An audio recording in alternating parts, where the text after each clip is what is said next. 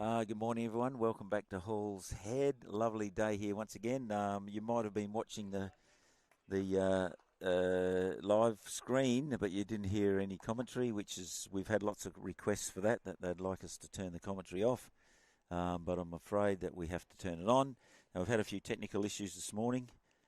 We have played one end, and the Eastern boys have got off to a good start, scoring 2, I think it was, Doug, on the first end. Yep. Morning, how are you going? Yeah, great. So another day in paradise, and the winds continues to bluster away from that southeast direction.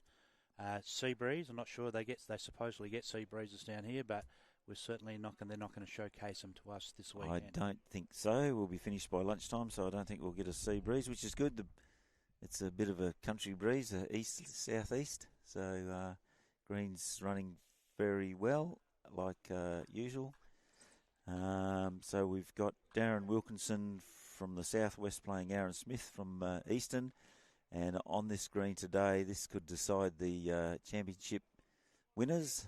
But for one shot yesterday afternoon, as you probably know, with our live stream, Northern Zone needed one more shot just to win that ag, and everyone would have won one, lost one, but it's still fairly interesting. What have we got there, Doug? Rightio. So the scene's still set for a very big day. So the winner is far from decided. Sometimes you can go in to the last game with a dead rubber, but we're far from it. So Southwest, after winning their first aggregate and drawing the second, are on 9.5 points, 5.5 Rink wins, and it may come down to Rink wins. So Eastern, who they are up against today, are 9 points, six Rink wins. Southern are still hanging on by their teeth only, so they are 8 points, 5 Rink wins, and Northern 4.5 points, 3.5 Rink wins. So as much as they've pinched a few rinks, they come within one bowl of getting the chockies in what was a fantastic display of bowls from 8 very talented bowlers from our regional areas, Phil. Yes, awesome games. We've had 2 ripper games on the live stream, so hopefully there's a chance, obviously, with this talent and these 2 teams as well. Going to be another great game. So form varies, but class doesn't. So we're still loaded with 2 very talented skippers. But Aaron Smith, who hails from the York Club, he comes in having won 2 from 2. And Darren Wilkinson yet to register a win, but his talent is still there. So I'll be very surprised if it's he doesn't take it right up and have a big impact on this game and or win. So we'll wait for that'll be decided over the next 21 ends, which we'll see.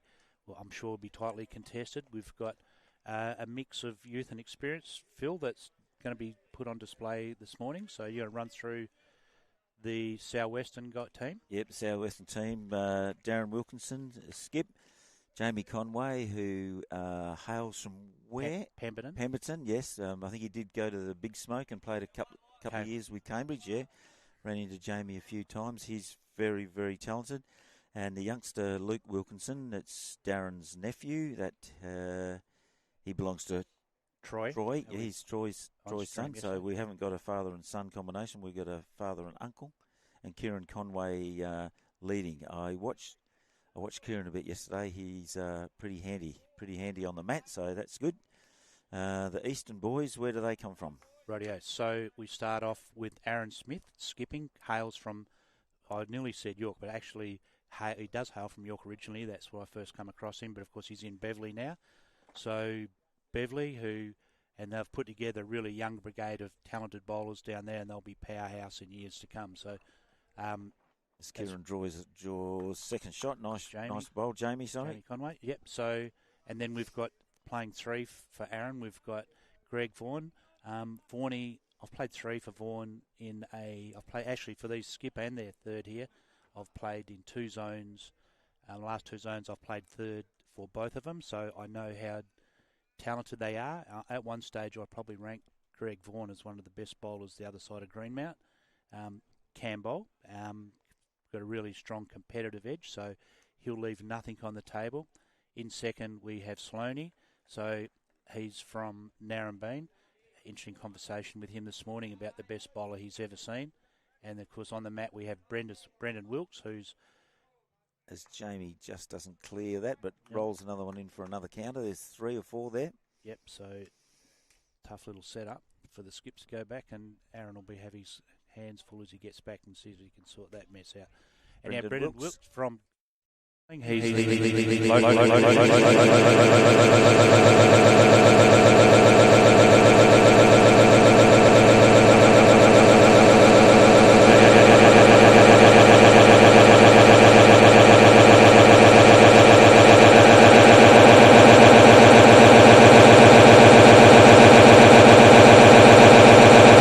gifted opposition. So getting back to the outcome today, so all it really means, the Eastern guys, it's pretty simple, is just win. So if they win an aggregate, you could assume they're going to win three of the 5 rinks, which would get the job done, Phil. Usually, yep. So that's that doesn't necessarily happen, but that's a start. It'd be nice, yes. If you're trying to win, you can win 3 rinks, you're in with a chance. And of course, the more you. Yeah, 3 rinks, and that should get the aggregate done. But get the aggregate done first, and then hopefully you pinch enough rinks to get the job done. Yeah, so very interesting, which is it's good. There is a third scenario, of course, a tie in the aggregate, unheard of, hasn't happened since the last game yesterday. So yes, that could possibly still happen, which would open the door for Southern, assuming they can get over the very strong Northern side, who haven't had things go all their own way, but there's certainly a lot of talented bowlers within that group, I can assure you. So some potential scenarios, but the most likely is whoever wins this wins all. Wins all, yeah. Yep.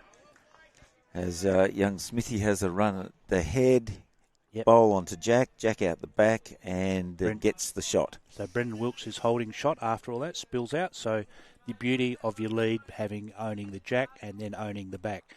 So well done to Brendan Wilkes. I did point out that the lad can bowl, so it's interesting, great fella. So not an easy shot from Darren here. Looks like he's going to play forehand through the head, go for the yellow or the blue bowl with the yellow sticker, obviously. So he can sit that clean. It doesn't really. They're a bit of a mix at the back, so he can, if he gets their dark bowl, if he can get that up and over, well then that would be it. He's been hit any of those. So we did talk about Jamie Conway spent some time up at Cambridge. And up in front of the camera so you guys can't see. He's got the dark one, but the edge, this might have gone pear-shaped. So he down. Played it well, but he didn't get a result that reflected how he played it. So Greg Vaughan's quick to go up and grab the first 2. Yep, 2. Another 2. So that doubles their score. Oh, now Easton, yep. Scorecard working, there it goes. So a couple of ex-Cambridge boys here. So, and dare I say it, Cambridge have climbed further up the ladder when those 2 have gone back to their bush. But tough gig, Hemperton. So small club, and so to have a couple of representatives come through to the southwest is all credit to them. It does look a little bit dark on there. Here we go. We clip back up. So Brendan Wilkes. So favouring that side of the green, we know the wind is tricky because where we sit, we've got a hedge behind us, so that we don't feel the full force of the wind on our backs, Phil. Yeah, and it does affect this rink because it's quite a high hedge. Yeah, absolutely. And then but it does scoot around the other side. So about now, it's starting to get the feel of the wind, but using XGs, he did tell me when I asked him what colour bowls, he said they're blue with a few speckles through them, and he said they'll be the ones with the chalk on, Phil. Not at this stage, they're not. So at this stage, if he send home, he won't have to soak them for very long to get the chalk off. But we expect a few touches from him before he goes. And just as would be what we don't want is both leads with similar colour bowls, although one's a bit darker. So I know different coloured stickers, but yellow and green do tend to blend into a lot of colours. So Brendan Wilkes really strong on the mat, has led last year. I think he might have led for Christian Carr, whose Uncle Ian will no doubt be watching. And it's interesting when I was asking him a little bit about his background. I know a bit of it because I have played against him, but from when I've been playing at Meckering, and they did make the final of the BPL, so they went to Pine Rivers, and he had Honk Marshall, Scotty Thompson, and Toby Bywaters. But I think Honk got the knife out and relegated Toby to be the bag carrier, but he still went on the trip with him. So that's a fair effort to come from Gamelling and make your way all the way to Pine Rivers. So fair effort. So he's played on even bigger stages than this. And they did go all right. I did hear that the bar takings were up at 10. Sloaney's on the mat and probably a little bit under the grass he needs with very nice weight. How often does that happen? Perfect weight.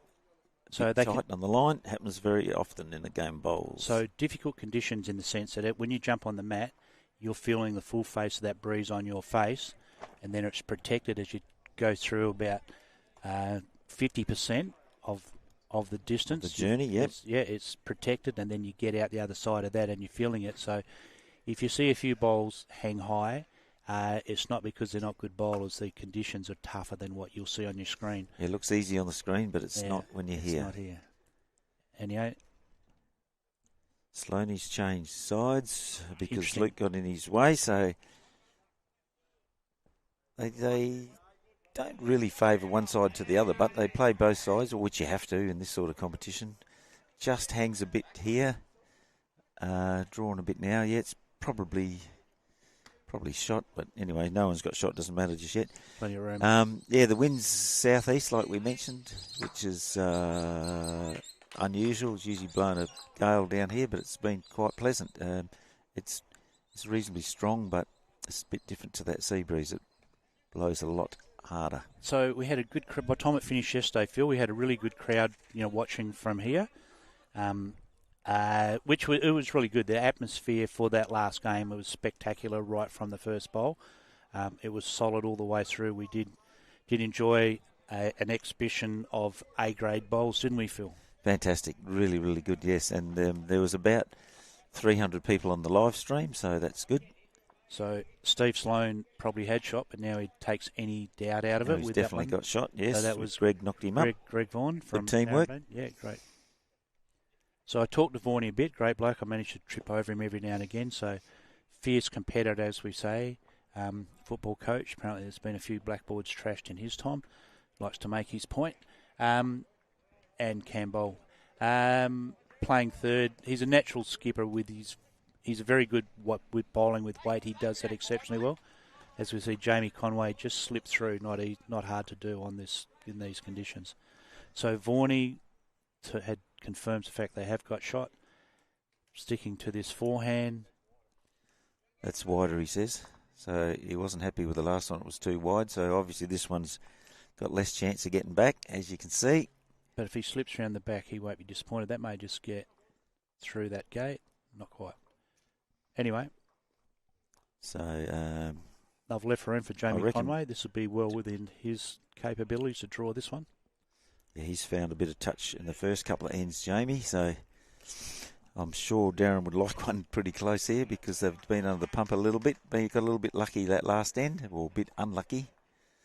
So drops it short, pumps in.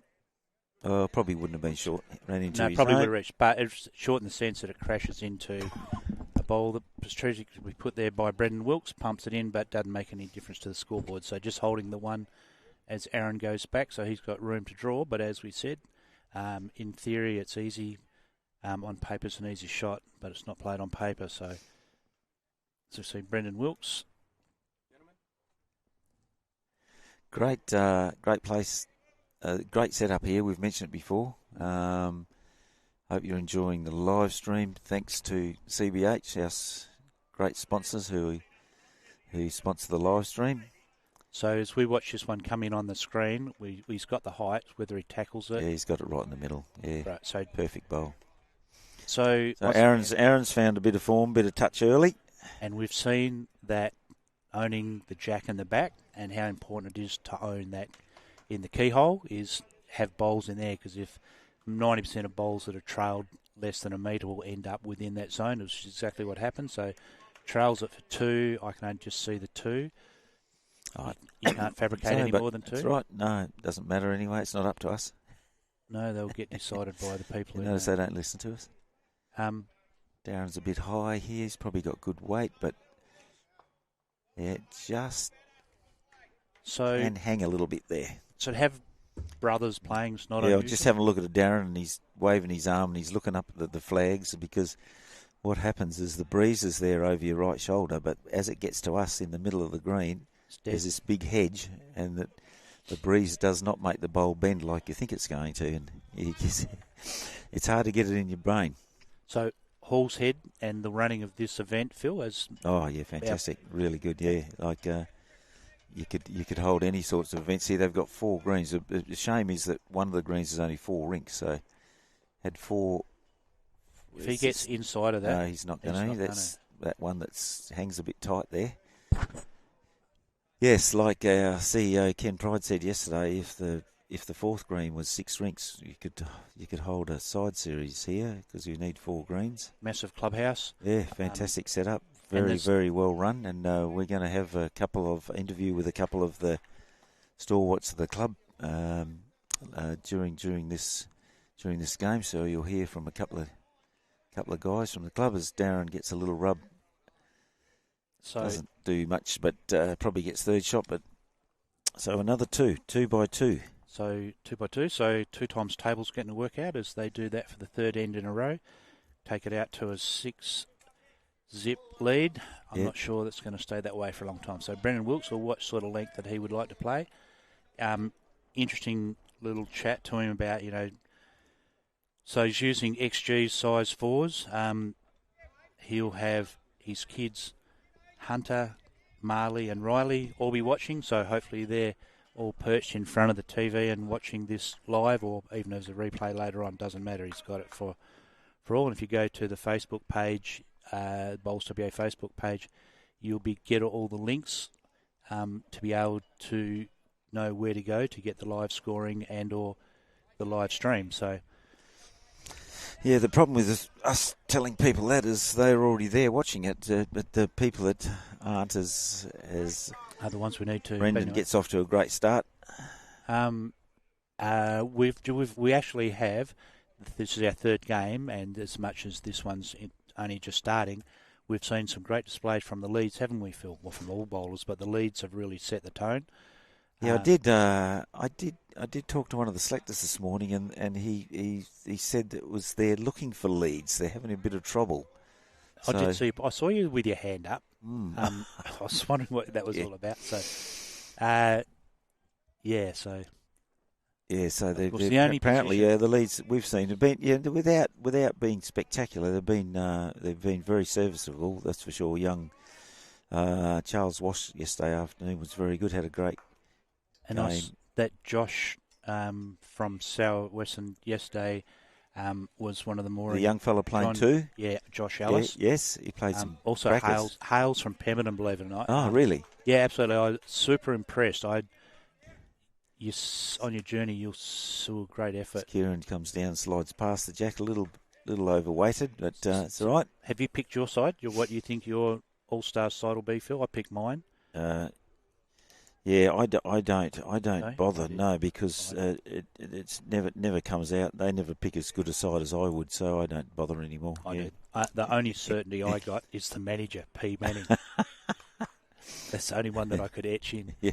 So Steve Sloan pretty hard to pick a countryside out of this talent, like picking a state side. There's lots of people can play bowls. There's lots of good bowlers around. And there's lots of opinions.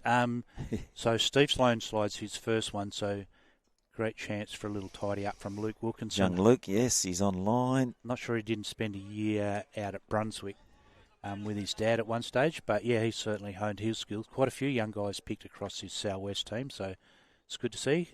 They'll guarantee their future by sliding a few in. Sloaney was interesting. I asked him the best bowler that he's played with or against. Bowl Sloaney, he's got the jack.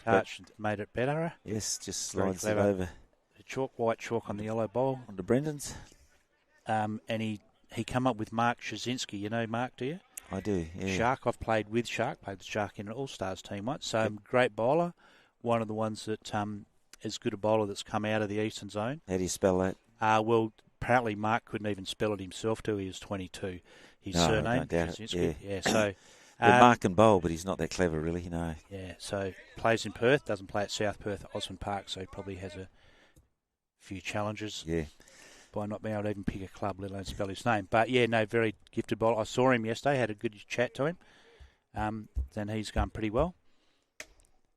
He's always got a story for you, and we always go back to when he had his knee reco, and he used a bowling arm for a year, and he said, really? Yeah, he said by the end of that year, he was as good as what he was without an arm, what he was when he was just bowling without Normal, it. So normal, if you like, and then.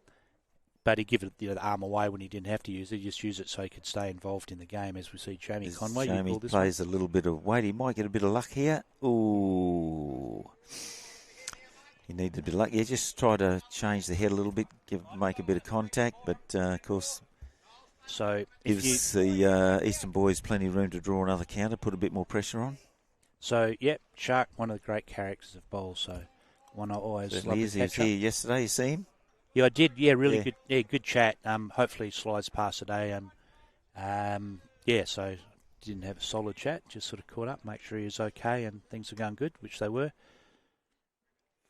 He's just a bit wide, but what's Jamie going to do here? Is he going to play same weight? I didn't hear the call.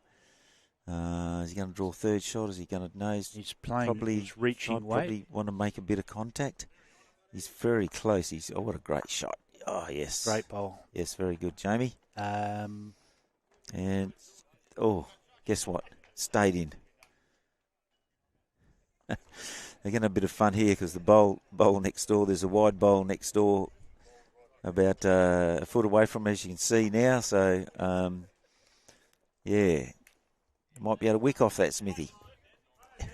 I don't know what they do here. They'll probably halt the game and just wait. Don't know. There's only a couple of bowls to come next door. So Desi Miguel and Keepy. At this stage, Des Miguel could have shot on both rinks. Yeah. Just watching Des's bowl come on the adjoining rink, and he's trailed it back. Jack. He's actually holding shot on two rinks as Des Miguel. Yes. He's if you can. He is. Both his bowls are a foot away from the jack at this stage with two jacks. If I was the Eastern manager, I'd be claiming that, Phil. Yeah, it's going to make it difficult for the other rink.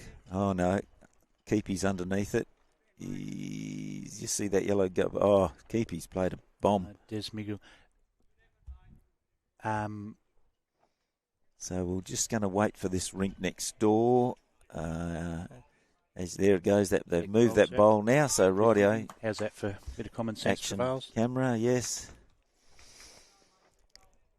So young Aaron's on the mat, playing forehand.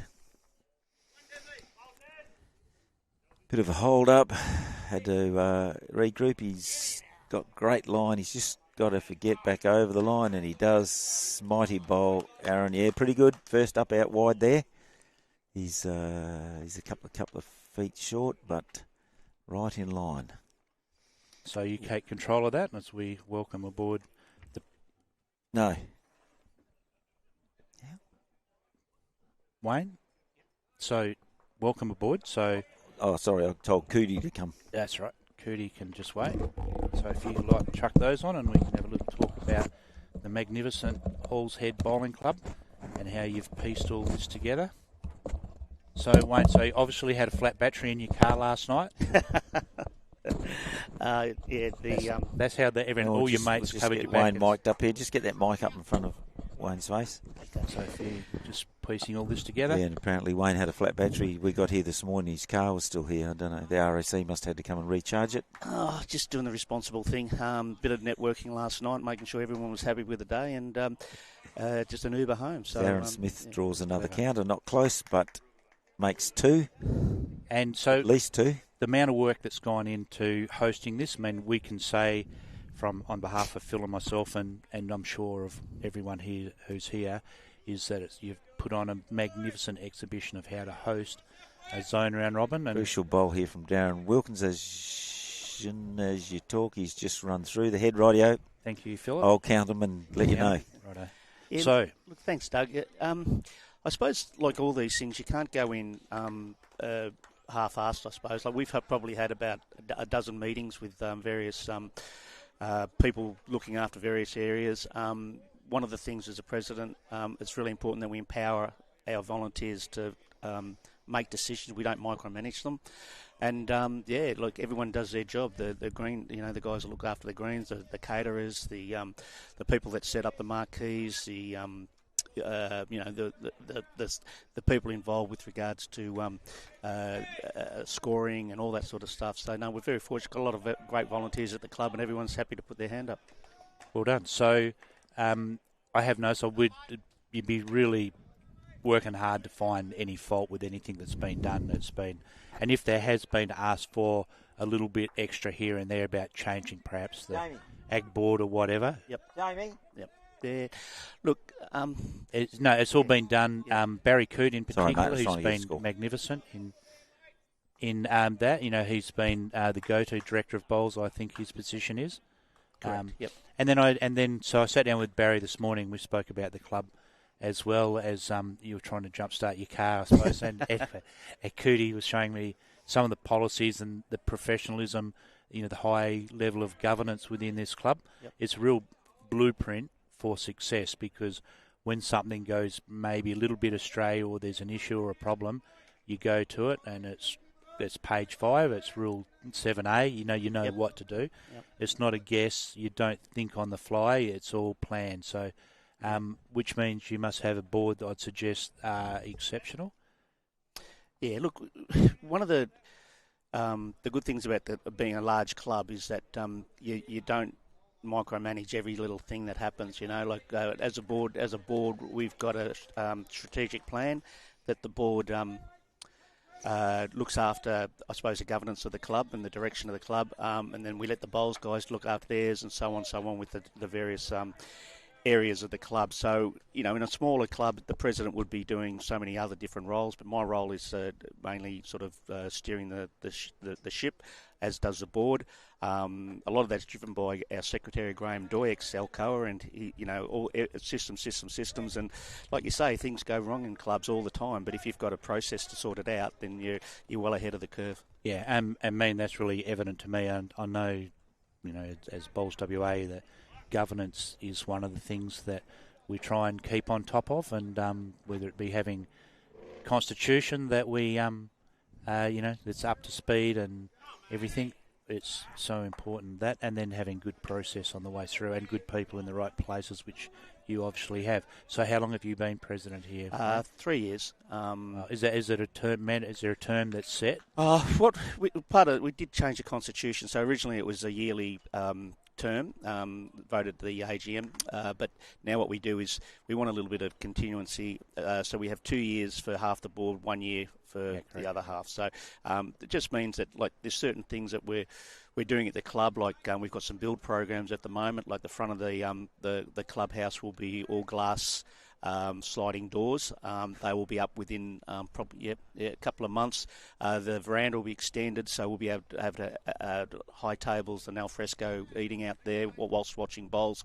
And that's the first part of the build program. The second part is we're actively, I suppose, fundraising for a roof. You only have to look at a club like Pinjarra in the Murray League. That for those that want to get down to see some an unbelievable, I suppose, roofing project that they put together, it's just fantastic. So we want to get to that stage, but obviously, you need help with government funding and that sort of stuff. But we've got people that are actively doing that all the time, and it's not a case of whether it will happen the roof; it's when it will happen. As young Luke Wilkinson played a bomb with his first one, he's just under. He's played two very good bowls, the young fella, and got a couple of counters for his uncle Darren, who will be feeling much better. Good boy. So as we speak, we've got Barry Coote, who's your job was to warm the chair up for Cootie. He said that that's one of your roles, one of your KPIs as president, is to keep the chair warm for him. Yep. Exactly. Is he the president in waiting? Is that how it works? Oh, you'll have to ask him. I suppose. Look, at the end of the day, the club is bigger than the president. The president is just one. Look, to be honest, the president's probably got the least amount of work of the whole club, to be honest. When you've got such good people around doing the other jobs, the president, I suppose, is really just to set the scene and that's probably one of the strengths that I've got. Yeah, righto. No, that's good. So, and it seemed happy campers. Oh yeah, everyone's wrapped. Yeah, it's been an outstanding success. Everyone. It's only been positive feedback, so no, we're very, very happy. Righto. So, just token of our appreciation Thanks and very much. thank you. That didn't cause part of the reason you were late this morning. It was a total reason. Total reason. Yep. Fun. So, Cootie said it may have been. And, so you think you may have been called to the phone. So thank you very much for your time, and I'll see you during the day. Yep. So on behalf of Bowls WA, and I'm sure everyone here, we're really impressed and wrapped and appreciative of how you've pieced this all together for us. So thanks very much. Yeah, Thanks, cheers, guys. Wayne. Well done. And if you get a headache, think of Cootie. All right, thanks, guys. No Cheers, worries, mate. welcome. So, as we get one legend, we welcome another legend into the fold. As Jamie comes down, he's on line. Is he going to reach? He may count there. So Darren and his team could be holding 3 shots. So you keep on calling the bowls. You do all the smart work, and then Barry Coote. So welcome. Morning, Doug. So good. Morning. So there we go. Cootie. Put that up there. So so that you've worked. So I can tell everyone firsthand that you have been a lot of the mastermind behind this, and you've been my go-to person. And click my fingers and it gets done. That's pretty much how it works, Cootie. It's all good, mate. It's all good. It's just been a pleasure to give back to the sport, what the sport has given me over the years, and our family, of course. It's a pleasure to help you guys who are doing the same. It's important that all of us are bigger than the sport, and we, when we can, it's important that we give back to it. Exactly. So, and Talkie, you did mention the family. So, Sister Vicky staying with you this weekend? She is. She has been, which has been great. We do catch up with Vic fairly regularly, of course, now that she lives in Perth. So, and we're down here. So, yeah, it's always a pleasure to spend time with my little sister. And so, of course, she's part of our umpiring fraternity, and ventures, not only does great job through WA, but also participates at higher levels. And so she's a key component of bowls within WA. So just another one coming aboard. So it's great to see that it's been a full total family involvement. So so how much time have you been putting into this to get it to this magnificent level? Oh, well, it's happened over a couple of months when we first started our planning for it, and but this club had some amazing volunteers, and the workload hasn't been great on any one particular person. I get a few accolades, I suppose, as a leader, but the club is amazing. The volunteers are amazing. There's a lot of stuff that gets done behind the scenes that you just don't hear about. So let's throw back to Phil. Get some Yes, update, Phil. I think Darren was a little short. He's to add to the count, but it's young Aaron's last bowl. He's at least 3 down. And think this will get there pretty quickly? No, I don't know. He didn't. It didn't get there very quickly. The first one. I think he's changed his mind this time. Yes, he has. He's going big. Yes, he's going big. So we'll just have a little look and see what happens here. Darren's hoping for it. He's not going real big, and he's a bit tight and missed it. Might have got one. So that's the Harold Holt, Phil. You want to expand on that, as you call it? Weighted shot, heavy shot, just misses the head. Yep, it's and so Darren's going to get on the board, which is good. It was great to see the finish last night, wasn't it? There was some high-octane Formula One bowls played in that last game last night, and what a wonderful script for you guys to be able to screen that. Yeah, Phil was a bit critical of some of my matchups, but but that one proved to be an absolute cracker. We saw some talent all day yesterday, but that last game was from the first bowl to the last bowl. It was unwavering, the level of the game. It was magnificent for everyone. So we had a really good crowd out there, lots of noise, and a draw. So Counts 3 so far, 4, 5. This is a big comeback. 5, they've taken 5 out. I think 5 was the call. That was a needed result for the Southwest boys. Yes. So 7-zip to 7-5. And yes, they've got 6-5. So well, he did.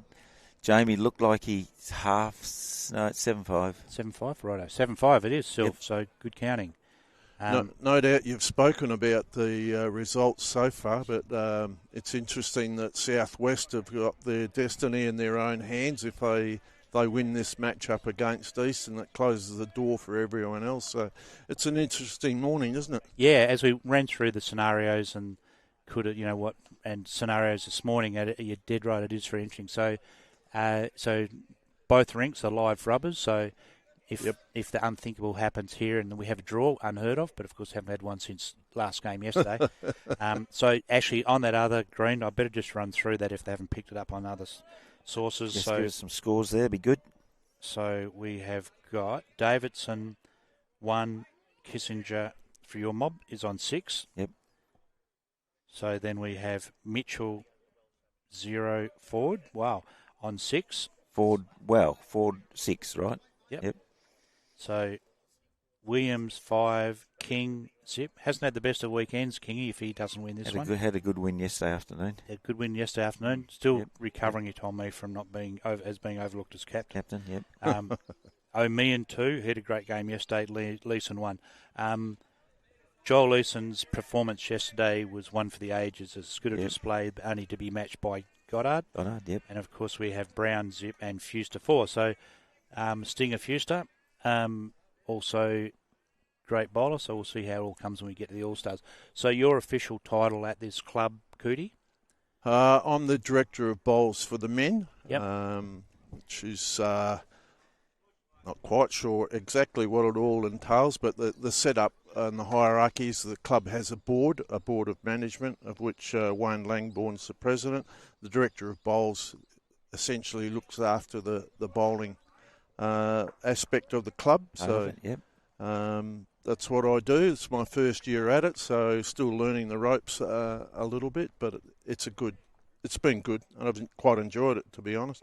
How you go barracking for South Western, having been dyed in the wool southern bowler, skipped in the southern plate? That's it. You? Yeah. They used to call me the whale down there, mate. That part of the southern one. It's great to catch up with those guys. Teams have changed a fair bit in the last couple of years, so not all my teammates are still there. But I have one heart for them and one, of course, for South West, who I play with now. And it was interesting this morning that the southern guys have brought 2 of their reserves into their side. So Bevan Fancote's playing as a second, and Blake Andrews is playing as a third for John O'Davidson. What nice bowl from young Luke. It's a toucher. Gives down on the shot. The logic behind that? Oh, I think they had a couple of injuries, so not quite sure whereabouts it happened, but whether they're heart muscles or whether they're knees, I'm not quite sure, Doug. I would have suggested that Bevan Fancote, when he was at Brookton, would have woken up with injuries on a Sunday morning after being with you after a game of bowls, Cootie. No doubt, mate. No doubt. So it's good that the reserves are given a go. They take the time to come down and watched all yesterday, so it's great that they're getting a run. No, absolutely. It's not the first time we've seen it happen, for sure and certain. I know in league I've seen it multiple times in my time playing in Avon, so that the reserve has got a run. So, and it's really rewarding, especially when they've been there watching and then something happens and they slide straight in. It's been some notable ones. So well, we hope, talking of Bevan Fancote, we hope that he joins our club Hall's Head in the next year or so he'll be a good acquisition for us. And in talking of country boys from that area, I did catch up with the Minchins with Steve. Yeah. And Don plays here as well. So I used to lead for Don when I first started playing in the league side. One of the better bowlers I actually saw in my time. His coolness under pressure, which I used to put him under a fair bit, of course, and used to contribute to the pressure, but he could bowl under pressure like steam. Yeah. And just not blink, no emotion, no high fives, no nothing, just get the job done, no nonsense person. He is a bit of an ice man. He's a great fella, and great brother and his nephew. So I know Jared, I know Brendan. So Brendan, I was towards the end of my time with Avon. Brendan come into the side, and I used to say the old one with the younger one. So he used to even room with him, and bring him along and tell him all the stories. Most of them were lies, of course, about how to get the job done. So, of course, he's now work's taken over for him, and they go through the next stage where they have kids and work and priorities change, which is fair. That's just progress of life. So Yeah. Cycle of life. So that's just how it goes. But yeah, great family to mention. So you'd be an absolute pleasure to have him in this club, I can assure you. Yeah, actually, I noticed there are a couple other Beverley younger up-and-coming bowlers here today, and the Murray boys, Damien and Ben. Yeah, right. They're coming along fine. I've the last few games, last time I played against Beverley, they were starting to strut their stuff, and I'm super impressed. And they're kids that all come through. Damien might have played in the league side, but they're the ones, they'll be big in the sport. Give them a couple more years. And, of course, Aaron's down there at Beverley now. He'll be helping the club immensely with those younger guys coming into the sport. He'd help a Premier League club, mate. Okay. I'm embedded in that environment now, and I just see the number of skippers I could take back in that walk straight into a Premier game. It's Darren Wilkinson plays a lovely shot, toucher, trails it to his own. Great shot, Darren. He's holding at least 2. Yes, 2 only.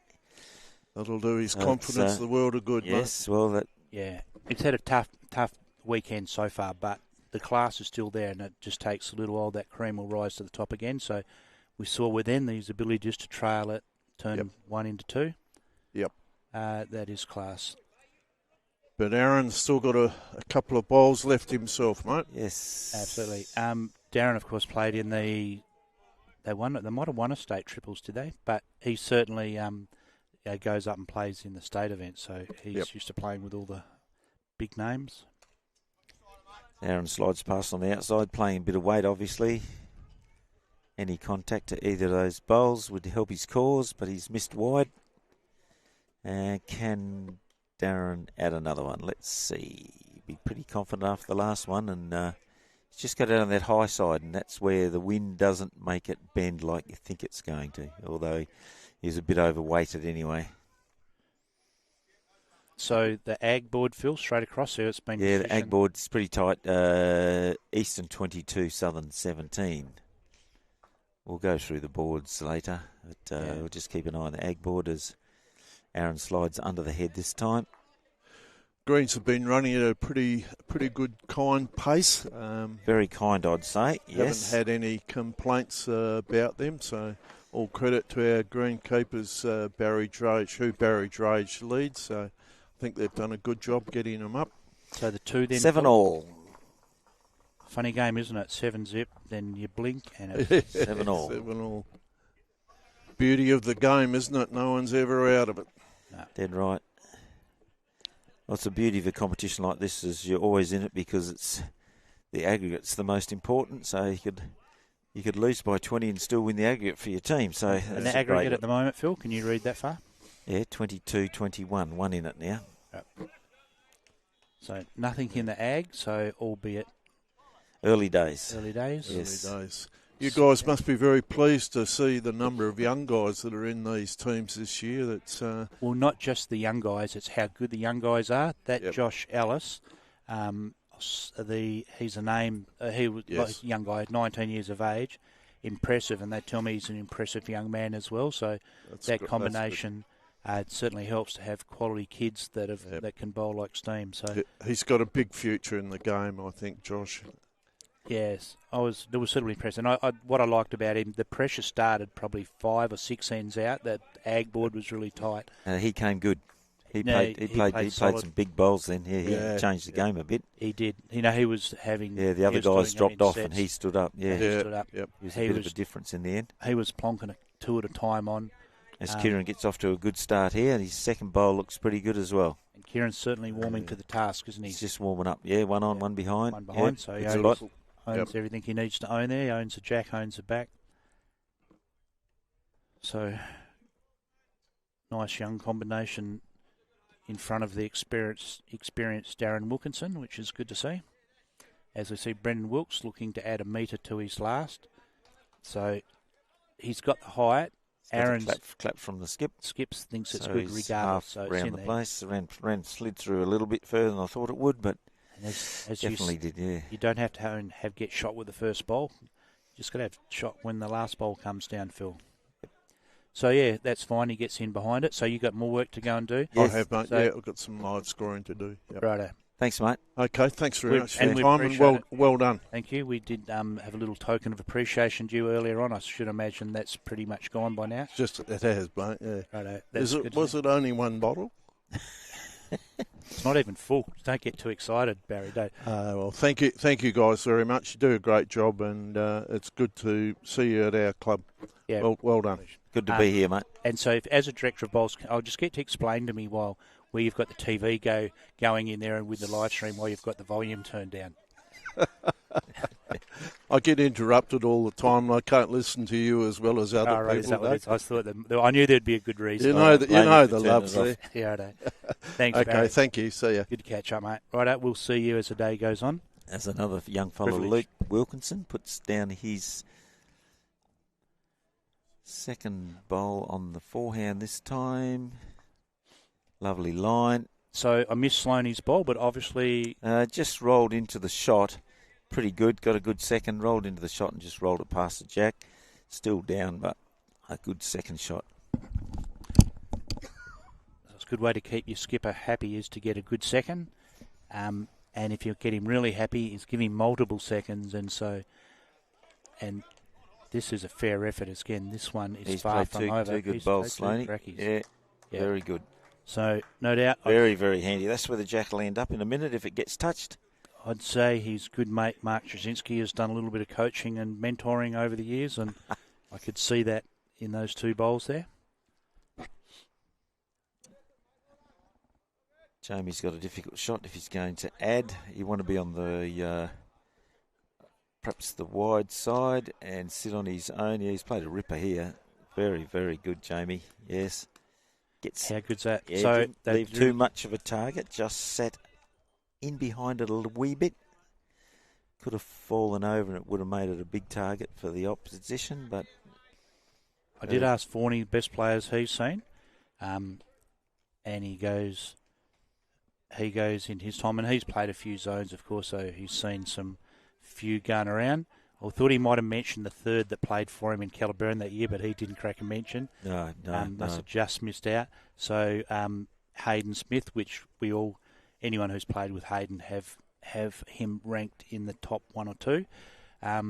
Certainly the best from our league/zone that I had the privilege of playing with and or against. So he's a superstar. So yep. It was always hard not to be never be forgotten, that man. Yeah, he's one of the crackers, and of course his son's skipping this rink today. Yes. So Jamie, after one exceptional bowl, looking to add a second exceptional bowl. Will he just be looking to cover a little bit? I don't think he's going to add. I think he's going around the back or somewhere.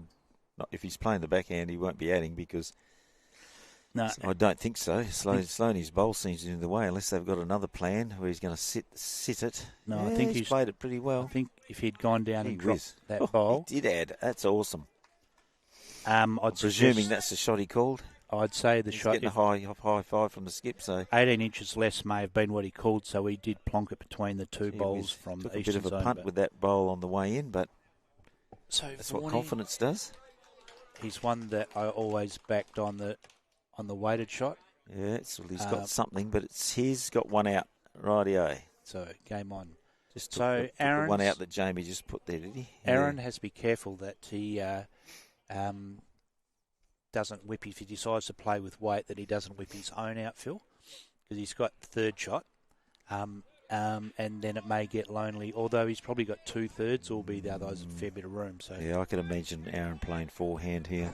Just over, and depends what Darren does, of course, but niggle weight just to sort of I pop think he can just can't do much damage. He can get a slide off his own, or sit the jack through, or sit the shot out. So, Phil, did you chat to, as manager of the Northern Zone, did you little pep talk this morning about how, if there's a lightning strike and that they're still in with a hunt, or that is just get through the day without offending? No, just get through the day, play your best bowls and see what happens. I mean, yeah, because it's out of their hands, because it's what happens here that decides really. And like we said, we're probably looking for a drawn aggregate which is pretty hard to do. Yeah, and then that only opens it up for Southern. So Yep. drawn aggregate's near on impossible, albeit we saw one less than 24 hours ago. So,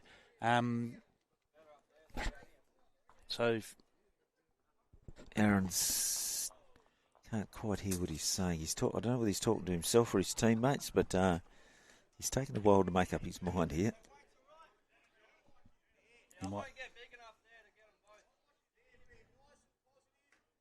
So, yeah, it's positive. So it's a positive draw. Sort of shot that I thought he might play.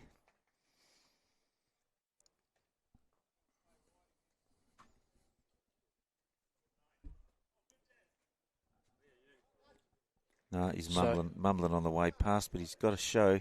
He's played got a pretty good if shot. If he's got this... No, he probably won't get... Oh, yes, he has. No. No, not quite. No, he won't win a measure there. Mighty bowl. He's probably still 2 down. Yeah, he just needed to be... Just swing a little bit more and hit that a bowl a bit fatter. He would have fallen in instead of out and would have had the shot. So... Mighty shot. Great shot. Task in front of Darren, Phil. He's got 2 bowls to sit. Holding 1. Plonks on them for 2. Yeah, Darren could be holding 2 here, and because he can touch the white, that's a good result. And he's very close, very, very, very close. He only has to touch he could have bad luck here. Oh, got his own out. Yeah, he was a bit overweight. He probably didn't need to touch the jack, but he did have the blue bowl that was he could have run the jack through to there. Forney's indicating that we've got Easton. When I say we. Have got 1. Oh, so he's... So it's beat the blue, backhand, so change of hands, backhand. He's got yellow protecting jack, and the blue bowl is behind jack, Phil. So sit that, and if he can roll it over twice, or maybe only once, he can make 3. But easier to call than it is to play. Rightio, after this I've just got a little bit of news, but we'll just wait for this shot as Aaron's probably going to run out of legs, is he? Yeah. Body language. Yeah, says, the way Varney's pumping his knees, yeah. 2. So, gee whiz. Their favourite number. 2 out of the blue there, I thought. Great shot, Aaron. So 2 to the Eastern boys. 9-7 after 7. So, Phil? Just let you know that the Country Week draw will be out next Thursday coming. So should be up on the website if all goes well. And also a bit of news that the singles players might like to hear. This year we're only going to play 1 post-sectional knockout on the Friday, so that relieves a bit of pressure on the hamstrings, legs, and the brain. Obviously, singles is a pretty lonely old game. So Friday we'll have 3-person section, obviously, which is normal. So we'll be marking and playing, and then be 1 post-sectional. And Phil, so usually there's 2, which gets a bit lonely first day of Country Week. You could be there at 6:30 at night. Seem to be the only person in the world playing bowls. No one's watching. No one cares. And Phil, as usual, so you've had input into the draw. So if there's any complaints, to ring you. So we can put your number up later. Yes, absolutely. Yeah, yes, definitely. Yeah, because there won't be any complaints because it's all done by a computer. And if you need... There's no human intervention one bit, except where I'm playing or who I'm playing against. So there'll be a bit of intervention there. You have to walk across the road again, do you? So Brendan Wilkes. First one's a beauty. Second one's even just as good, or maybe a little better if he hides the jack and falls over in front of it. I did ask him about who he gets any tips and coaching and mentoring I know from you. No, he doesn't. He actually gets it from Bruce Clark. He was saying that. Oh, Bruce Clark, yes. You know, Bruce plays at North Como there with you. Yes, plays with me. Yes, Bruce. Yes, he's a character of the game. Absolutely, and who had a good win over Raymond Griffiths. Yes, in the Thursday. Derby On Thursday, yes, would you say? Yes. So well done, Bruce. Bruce got the bragging rights. Yeah, I can boast that Bruce has never beat me in a game of bowls that I've skipped. So obviously you've never played him. I have. No, in Pennants at home, Meckering v. Gamalling. If it's a 7-1 result, we know who lost from Gamalling. So Bruce, great fella. Generous great man, character. Great character. One of the great characters of the Always game. in a good mood, Bruce. He's had a bit of trouble with his wrist this year. He's just come back. He's just played, I think his second game of Pennants. I shudder to think how good he'll be when he's played 3 or 4. No one will get near him. He was on the rink alongside us, and he did play very well on Thursday, which is great because he's getting a bit of form back. Like I said, he's missed the first half of the year with some wrist problems, carpal tunnels, I think. Yeah. Plus other complications, maybe. Yeah. As Sloaney, first one was in a real good spot. If he gets the edge of the jack, that would have been nice. It's still good home.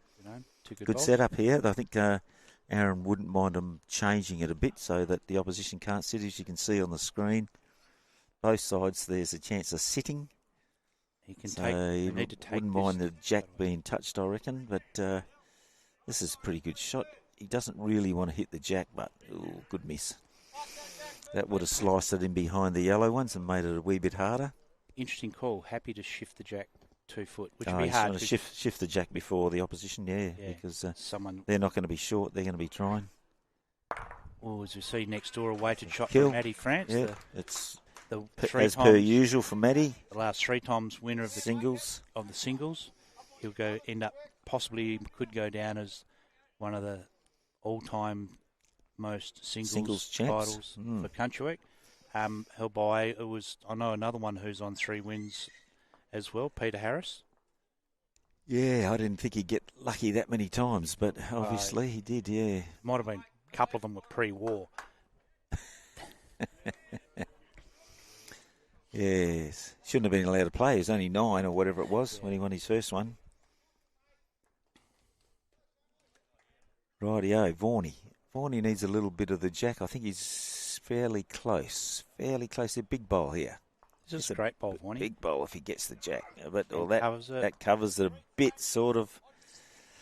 Yeah, it doesn't cover it, but it's another counter. Probably 3. As we see Christian Carr, another Gamelling bowler, walk past the back as he goes back around. Jamie's playing a bit of weight, and he's wide. Yep. Doesn't collect anything there. So that was the time probably to play the shot.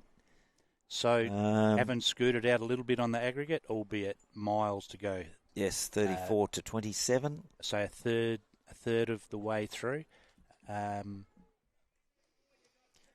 we get one of our offsiders, we'll get a rundown on that score on those scoreboards.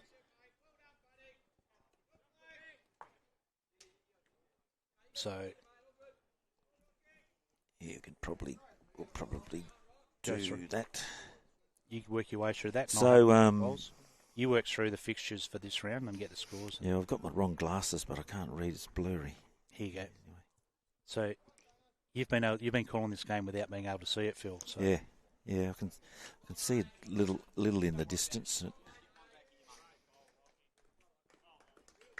So Aaron's still the same thing. He'll still be looking to just tuck that jack in, take any shots away from him, force them into playing big.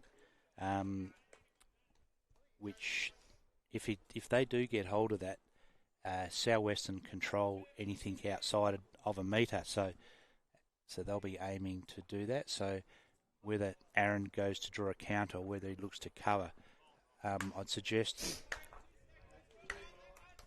that with that weight, he's going to get round the back, and that'll be very clever, young Aaron.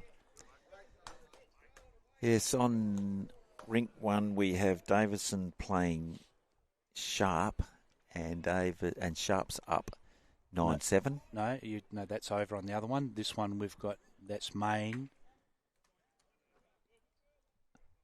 Oh, I'm looking at Rink 1. I'm looking at Sharp and Davison. Yeah, sorry. Have I got the wrong scoreboard?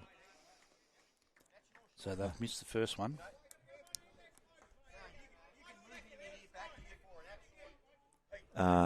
Sharp's playing Davison on Rink 1. Have I got it wrong? Wrong green. No.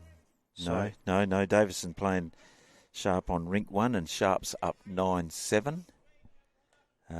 Rink 2, Raymond Stinger Griffiths is playing Matty Mitchell.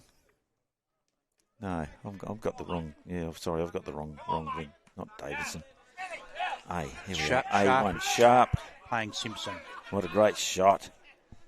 Great shot from the young fella. He's trailed it right where they want it.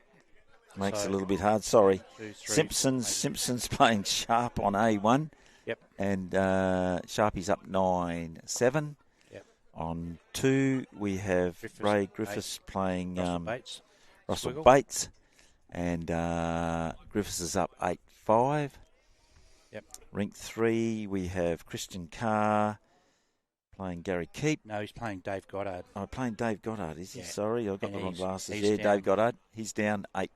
He's down 5-2. 5. I can't see it. It's I right. can't see it. Nor can I. It's right. No, it's not a 5. It's an So- 8, I think. So we might get Mitch just to swing a camera across. I think the it's scoreboard. 8-2. I think it's On Rink 8-2. 3? Yep. And So Rink 4, we've got Miguel, one next door to us. Keepy 6-2 up. Yes. Very good. Yeah, So it's just that Christian Carr rink. Christian's 1-1, lost 1. So he's obviously in his first game against Brad King. He absolutely belted him for most of the game, and then Kingy worked his way back in. But Christian, due credit, said that it was his front end that built everything early, and they controlled the game, and he didn't have masses to do. He just did what he had to. On Rink 3, Sky said Christian Carr it's playing about Dave the Goddard. same. Yeah. On screen now. Yeah, we still can't see the guys. 6-2. 6-2, is it? Righto. Rightio. That's great. Thank you. Rightio. So on that other, Thanks, Mitch, for that. So Yeah, we before can't see the guys standing in the road and the green next door, Doug. Righto. So before Wilkesy puts down his first bowl, you tell me as it touches the bowl, and then I'll go on to the next card. So we got Davidson, who is playing Rissinger, and so he's down 4-11. So Rissinger, he's a new addition to your Northern Zone. First cap, yep. First cap and come in as a skipper. Yep. That's a great selection. Then we've got Mitchell playing forward. Wow, so Mitchell 1, forward 8. That's entering scoreline. At least Matty is now on the board, which is good for Matty. Great fellow, young Matty. And then Williams playing King, 13 zip. So still 13 zip which way? So Williams is 13, Yep. King 0. Right. King, of course, was bowler of the series in the over 60s. I watched him when everyone else thought it was tough, and Kingy just absolutely smoked them. It was a great display from Kingy, great bowler. Then we get O'Meehan playing Leeson's. Well, we've had the privilege of seeing both these guys on the live stream. So O'Meehan 7, Leeson 5. I did tell him that by swapping his cap in the first game was the reason he bowled so well. I said, if you get behind, swap caps. Then Brown versus Fuster. So Brown 3, Fuster 6. So great effort. So the overall aggregate is Southern 28, Northern 30, Phil. So still in it? Yeah, I can see why the major manager of the All-Star side. As Brendan Wilkes gets Easton off to a good start again. And Sloaney's on the mat. So no doubt he's channeling Bruce as he gets that. That's really good ownership, isn't it? You've got the nice jack high bowl within a foot, and then he's got a covering bowl at the back. So no doubt he's been listening and taking notice and not playing just lip surface to Bruce. He's been actually taking it in. So good mentoring from Bruce Clark. As Steve slides past a little bit, perfect line, but not often the jack comes forward, so he's in a pretty good spot. And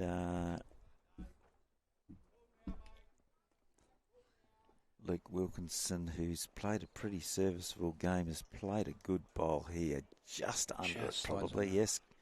For Good the sake try, of young fella, Luke. Inch of grass. Didn't get a lot wrong, did he? No. Unforgiving when you get these sort of breeze and this pace screen. So we see Steve Sloan. He's First one was right on line. Yep. He was playing. I reckon he was playing. Steve's picked the line really well coming this way. It's a bit tight, but he might get a little lucky rub. Not quite. So, young Luke Wilkinson, see if he can keep his uncle happy by just correcting by an inch. I think I've missed that score on the last end, Doug.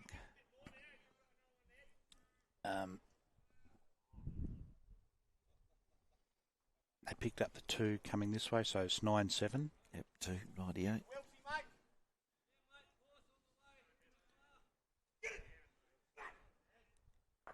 it's hard to keep your concentration, Phil, for you. I see all these, as they go past, they're asking you to sign things and get your signature. They asked me nothing. Nothing, as Vaughan's got his bowl heading in the right direction. He's probably going to run past a wee bit as well, but that's probably second shot, I'd say. Yeah, so, yep. Skip likes it. It's a good spot, Vaughan. Counting behind's always something Pretty that'll handy. keep your skipper happy. So last night, Phil, quiet night. Yep, Chinese. Went out Chinese with a couple of mates. Had to pay like usual, but anyway. It's funny how they got up and left quickly. Good bowl here, Jamie. Of course, shot. I was the beneficiary of your generosity, Phil. So after your horse finished yet? Yes, only just. I think they've just got it home. Yeah. Just got home. Righto. Yeah. Otherwise, I would have went to something a bit more expensive than the Chinese. Yeah. Yeah. $80 Chinese meal doesn't break you. We'll go to something more expensive tonight, won't we? When it's your shout. Yeah, when it's my shout. Yeah. So it was. I've never seen anyone order carrot egg sandwiches at a Chinese restaurant before, Phil. So I had carrot egg sandwiches for lunch the day before. I didn't need any more. Righto. This morning's online again, just slides past. But your generosity, I really did appreciate it. I mean, mind you, anyone who's got a suburb named after them's obviously got a few bob in their pocket, so I didn't feel at all guilty. Yeah, well, and I thought, you know, the two dishes with the one rice for 12 people was enough. Yeah, absolutely. Mind you, we're only one dish away from you cutting out the two breakfasts that I've served up for you. Yeah, well, that's enough for a day and a half. The breakfast I've got that Denise has served up. Oh my God, fantastic! So I can hardly get out of this chair. Oh, without luck. Or it is, no, he's rolled his own up and over, but not enough to get the lucky enough, need. no. One more would have been a good little result, but just converted it from 2 down to 1 down.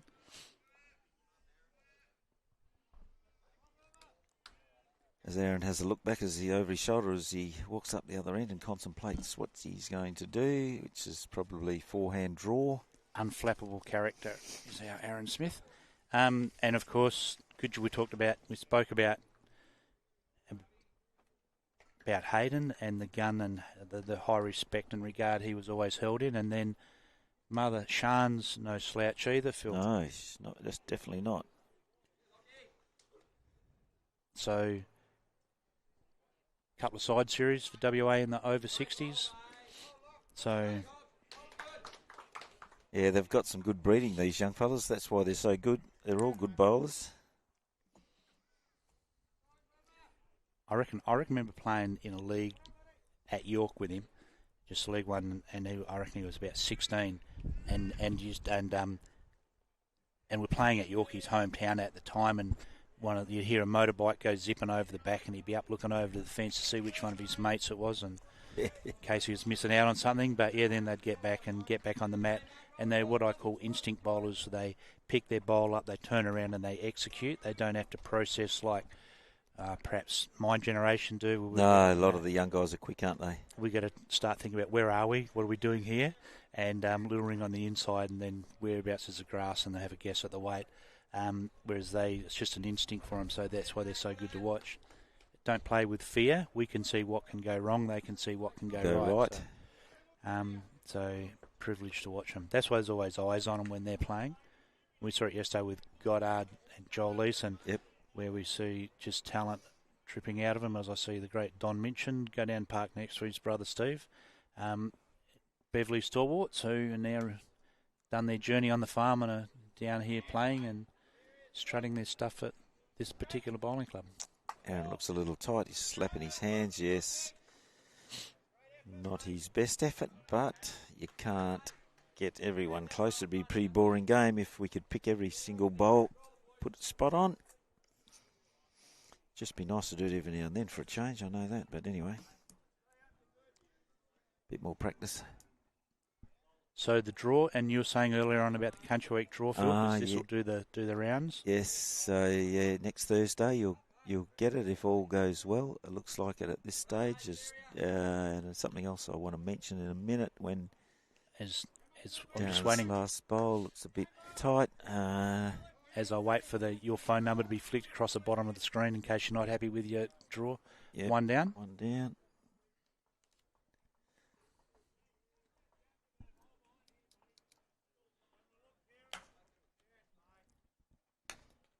So 10-7 on 8, I think. Thought we missed one.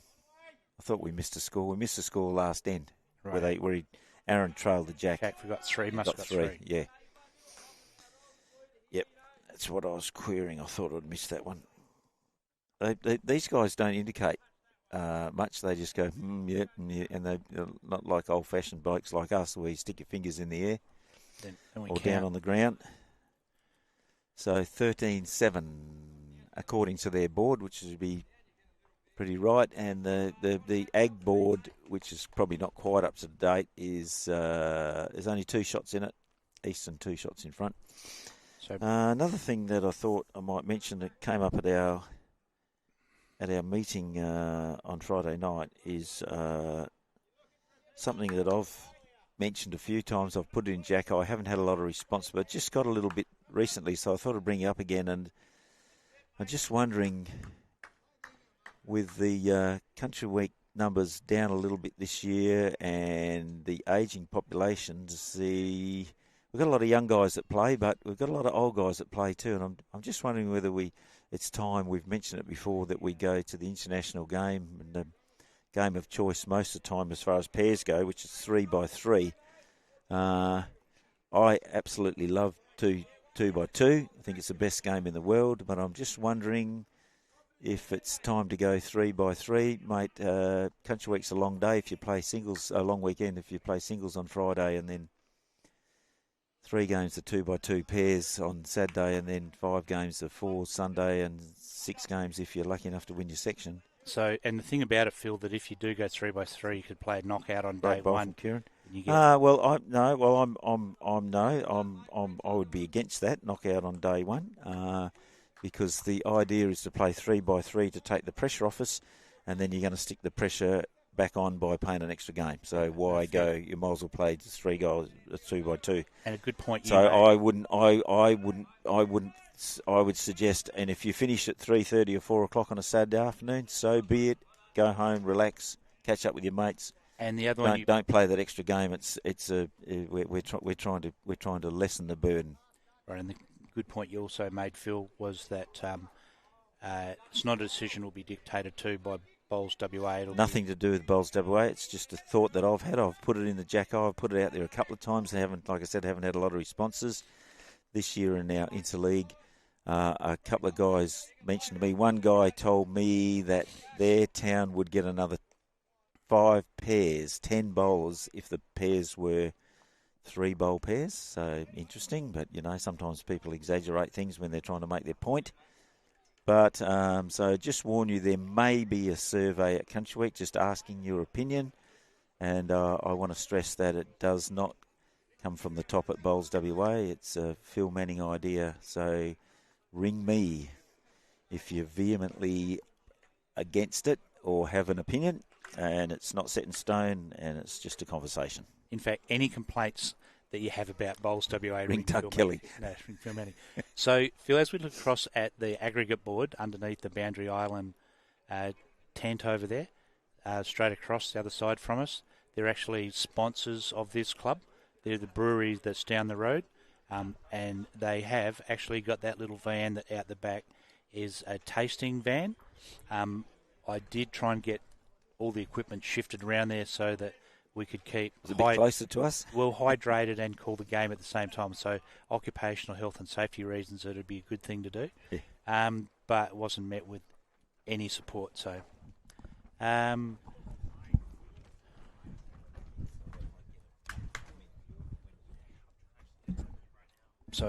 sponsors and supporters of all clubs are really important. So, and talking of great sponsors, Phil, CBH Group, yes, that have been really generous and have had not just this isn't a once-off, that's continual support we've got for bowlers for Bowls WA, but more importantly, bowlers within regional bowlers within WA.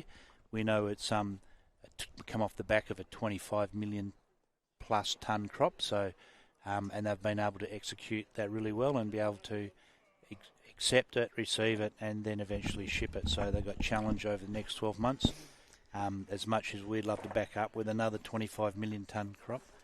Yes, much appreciated. Those great sponsors, yes. Yeah, absolutely. So they enable this live stream to happen. We'll see what happens next year when we go to Wanthellerfield. That's perhaps a little bit of a challenge, but I'm sure something. Yeah, well, that's it. We've got to stop the cameras from blowing over. Yeah, right. So that's that'll help. It'll be as Vaughan got a rub and got the shot, but didn't get the result. And so probably only one shot in it still. Maybe. Don't know.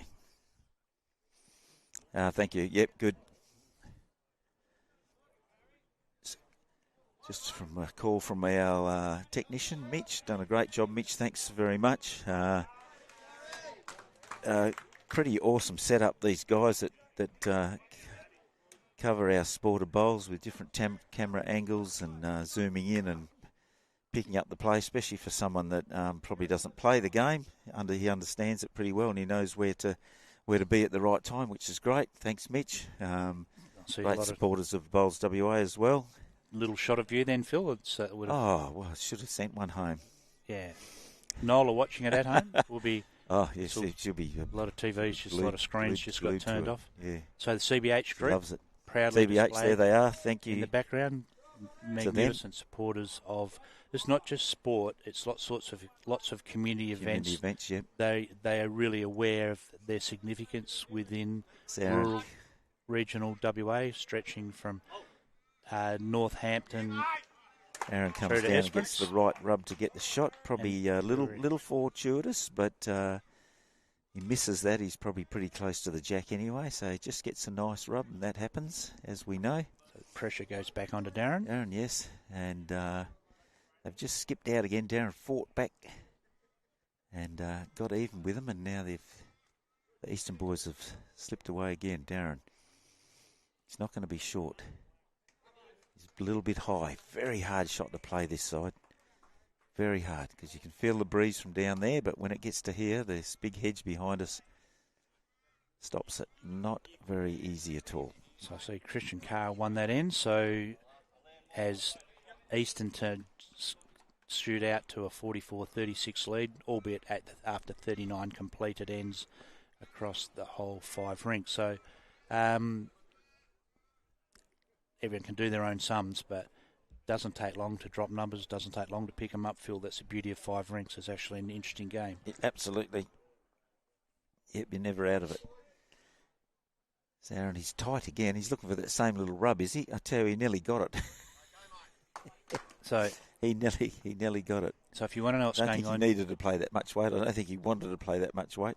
You watch Greg Vaughan, he leaves nothing to the imagination when he starts jumping around or waving arms. You know exactly what it's like. So Darren's, yes, he'll be a little frustrated. He might get the same sort of rub. No. It's just he played a little bit wide and it stayed there. So he tightens his line, of course it ducks across. Very hard hand to play. Eastern skip out to 14-7.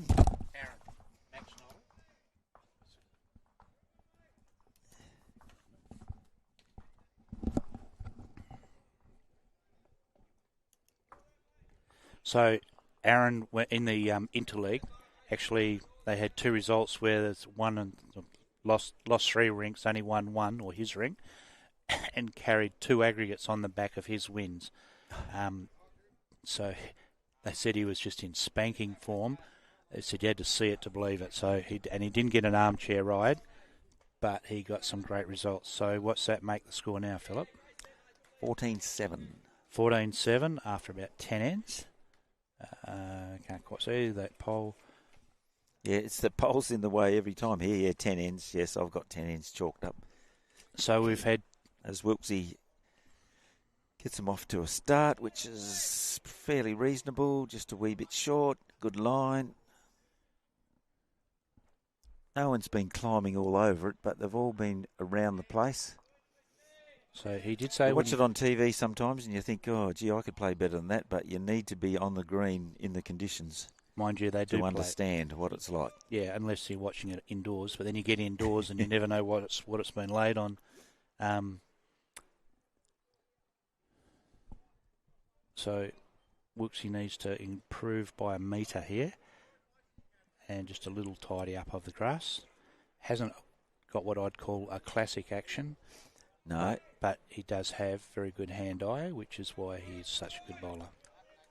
Good line. Yes, he's corrected very, very well. After saying they haven't been all over, what's he do? Draw All a front over. toucher. That's Fantastic. that toucher he was telling me about. Must have heard me.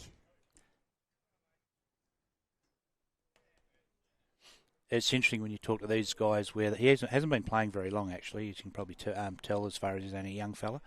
But that how they started, and corporate bowls usually comes up, or there'll be someone within the family.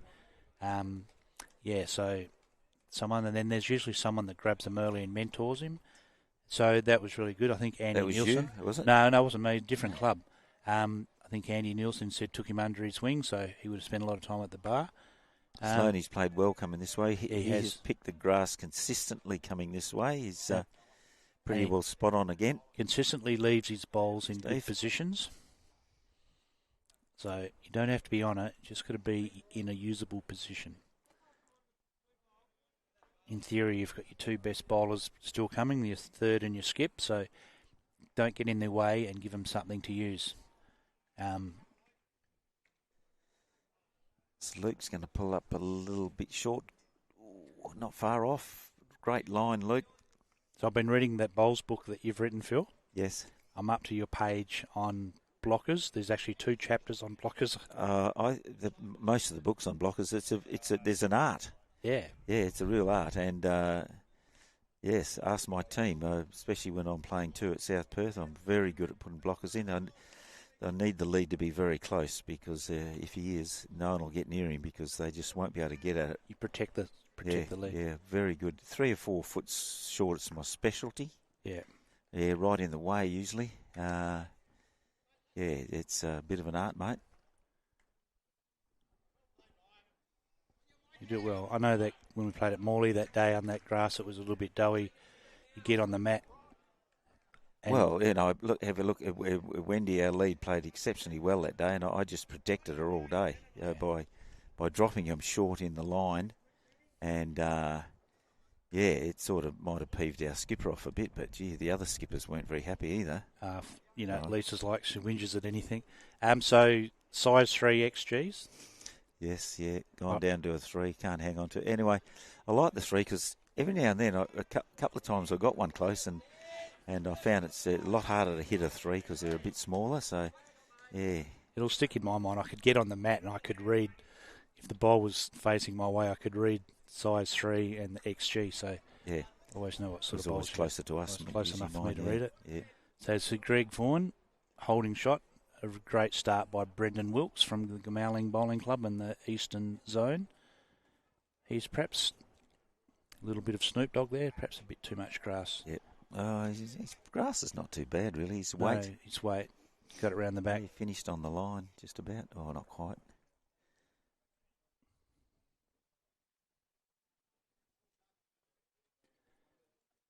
So Jamie Conway.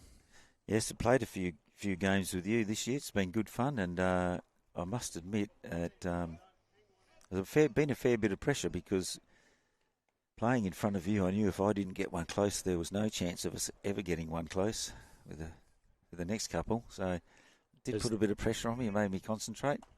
That's why you're calling me binoculars. Put the binoculars down, because if I'm not there, no one will. It's not worth looking. But anyway, so yeah, I did notice that when you're on fire, that you can turn a game off your own bat. But yeah, you never have to call the fire brigade with me, mate. I'll put myself out. Righto, Aaron. He's holding thinking, 2. You think he's thinking best he trails a jack, which has happened a couple of times, so I might as well get it before they do.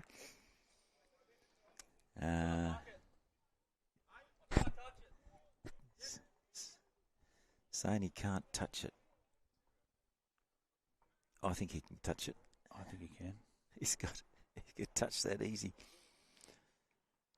only has to touch it 6 inches to make 4. So has he got the height here? Oh, yeah. He has? Yeah, he's all over it. Don't panic. He's touched it easy. Tuck it in. Have a look at that.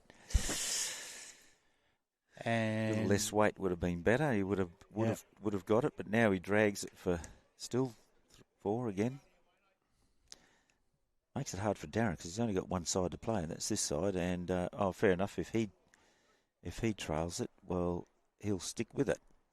So he's got to be fat. Wouldn't mind winning this end, I reckon. This Darren, Absolutely, at 14-7, getting towards the halfway mark, he's given it a fair chance. Yeah, but and that's the problem. He's got to give it that chance, but finishing a very good home. Not sure he can get it to there. I think you're getting a full face you bowl on that jack would be difficult, but you could get it. Yep. Aaron goes back thinking if I tuck that in a little bit, I take his shot away completely. Yes, definitely. I'm pretty sure he's going to play the same shot. Don't want to give him anything in front that he can use.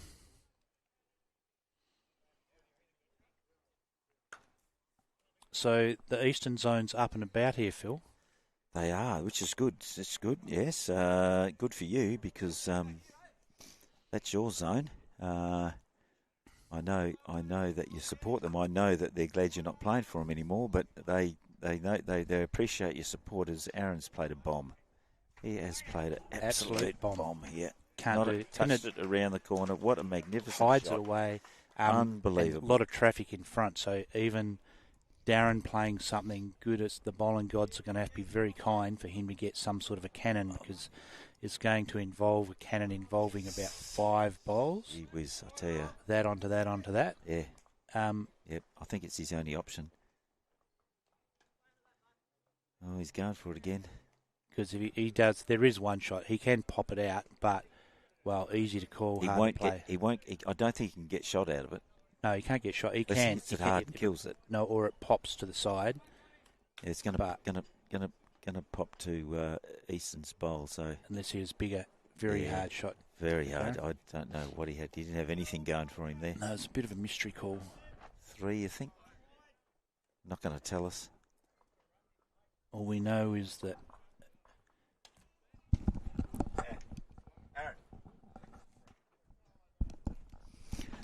Skipper tells us 3. Yes. Not many fingers raised in this game. I've got to guess. 17. So this is a bit of a gap opening up now, 17-7 after 11. Especially with everything to play for it. Yeah. And 48-39 after 42 wins on the aggregate. So as much as it's far from insurmountable, we know over when you've got this many rinks on the go, it is position you'd rather be 10 in front at this, or 9 in front at this stage, chasing victory than 9 behind. So that's 9 they've got to catch up till they get even, and then we'll see what happens after that. Here we go. They've got that. It's on Rink 1. Sharp's got Simpson down 19-7 as well. So there's two big games there. It's helping Easton's cause. Rightio, so Cars. Although Russell Bates is holding his own against Raymond Griffiths, he's 17-10 up, so that negotiate sort of.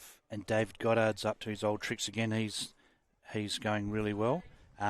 Where he's 8-2 up against Christian Carr.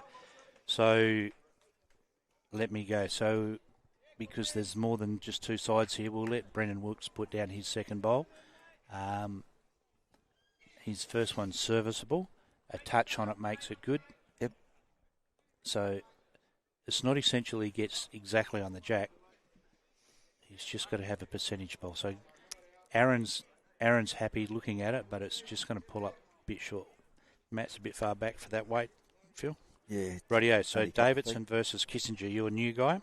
Yep. And he's up 13-5. He's a great pick for you Blacks. He's he played really well in Geraldton, yes. Oh, that's good. Well, really deserved his spot. Predators. Actually, he's played well for a few years. I think he's been a bit unlucky. Not that I'm a selector or I've been busy trying to get one close myself, but I think he's played pretty well for a few years, so great. And to get a skipper's job first up, it's good. And Mitchell versus Ford, so Mitchell 6, Ford 11. So Yeah, so two great bowlers Mitchell's fought back a bit there. He has, that's really good. Williams versus King. So Kingy's on the board, so all credit to him. So Williams 13, King 3. Mm-hmm. So that's good to see Kingy on the board. I always like to see him do well. Much easier to get on with Kingy when he's winning. So O'Meehan versus Leeson. O'Meehan 9, Leeson 8. Yeah, good tight game. Two good skippers. Again. Brown, Fuster. So that's tightened up as well. So 9-7. So Brown 9, Fuster 7. Brown's in front. Brown's in front. Oh, so right. and Fuster the aggregate jumped there. Yeah, aggregate 42 all. So awesome. Awesome. So Great that game. keeps the whole competition alive, which is Absolutely great. It does. So, albeit the winner of on A Green, which is between Eastern and the Southwestern, clear winner there. Yep. Clear We'll winner. see. Whoever wins, wins. That's the case, isn't it? Well, Nearly? no, it depends. Not quite. No, it depends across the road, yeah. No, well, Great that'll be. bowls, They'll so. go to the front because there's only, with the conditions of play, they'll go to the front. So we'll see. So there's a bit to unfold yet, and I suggest that yesterday, it happened yesterday, and I think that it may happen again, that we're going to get a really tight finish. We'll be counting bowls and watching the last. Well, that's not unusual in this competition. It's always really tight. Nah. Right down to the last end, usually. Amazing how often it happens. I remember seeing a little bit of Southwestern when they won that 3 in a row where they dominated a bit. Yeah, but the last 4 years we've had a different winner every year. Yeah, It's fantastic. 4 years, 4 different winners. Yeah, So that's great. This will break that, of course. So over 5, it'll be 4. You can probably, it's in the book, I can't remember off the top of my head, but so that'll be great. Home ground advantage, getting 3, but apart from this rink, the others are very similar, they tell me. This one a little bit because the wind gets broken first. By the time it gets to the far rink, it's tricky. And lucky, home playing 5 rinks out of 7. As we see the great Steve Sloan walk around behind us, he's had a solid game. Tends to bowl better one way than the other, but still been a solid contributor. Darren called Jamie up. I don't know what he's asking for, but I think he's going to reach and try and slide over and perhaps sit on the shot. He's not far off. He got a rub. Yeah, great bowl. Well Great done. bowl. Well done, Jamie. Well done, Jamie. Very, very good. I'm presuming that's what Darren wanted him to do. That was well executed because it wasn't easy. So Under one onto the other. Fantastic shot. So Vaughan, see if he can return serve. So Greg Vaughan. Yep. From the Narrabeen He's got Bowling nothing Club. to lose because he's got his own to pump up, but he's a bit tight. So which is why wasn't actually. So Darren's probably holding a couple of shots here now, and he's getting Jamie to play the same side. He wants him around those front ones. And Draws another one, could make 3 here. 3 and get it to Make close things look a bit more respectable. Yeah. Get into double figures. Get into double figures and it's just game on for him. Yep. Might be a little big. Doesn't really want to punch this up too hard. One more roll and he's down. He's down now. I think he's down. Yeah. Oh, what a shame. What a shame. So, all bar. That's what happens, I suppose. You miss it by a bowl's width and you bring other bowls into play and, bowling gods don't always smile kindly on us, Phil. Looks like it's down from the screen here, does it? What are the boys calling? Yeah. So gives Aaron a good shot. He can play confidently because I don't think he's going to knock the opposition in, but he could face the opposition under the head and sit on and make a couple. So good constructive debate between the two. They're bouncing ideas off each other, which is the way it has to be. Yeah. Never used to listen to me when I played with him. I think they'd rather our advice, but they can't take it. No, he's had mine before because I've played 3 for him in zone. He's fantastic to play with because he can play all shots. There's nothing you can say that you don't go, well, that's a hard shot. Yeah. You just call a shot because he can play it.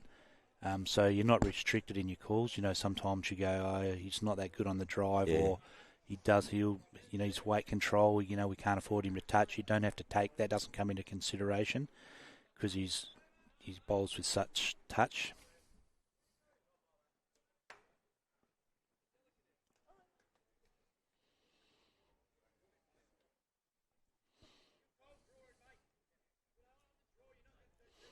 Righto, Darren's going to play a bit of weight. He's got to get this clean. He's close. Oh, and he got his own out as well. Still one. I'm not sure that back one comes into the count. Still the one for Greg Vaughan, being very kind. You might be have a little chat to Vaughany and then tell him to make sure he signals to us who's up and down, Phil. Yeah, make it easier when we're putting our score up anyway. Yeah.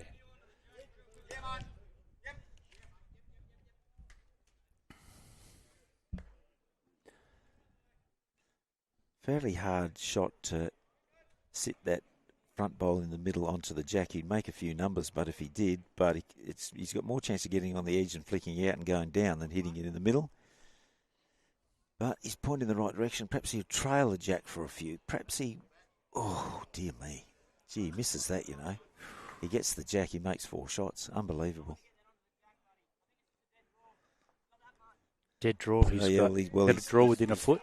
They've talked Jamie into not playing it because he's worried about hitting that bowl onto the jack and going down a number. So has to play with safety and try and draw it cold.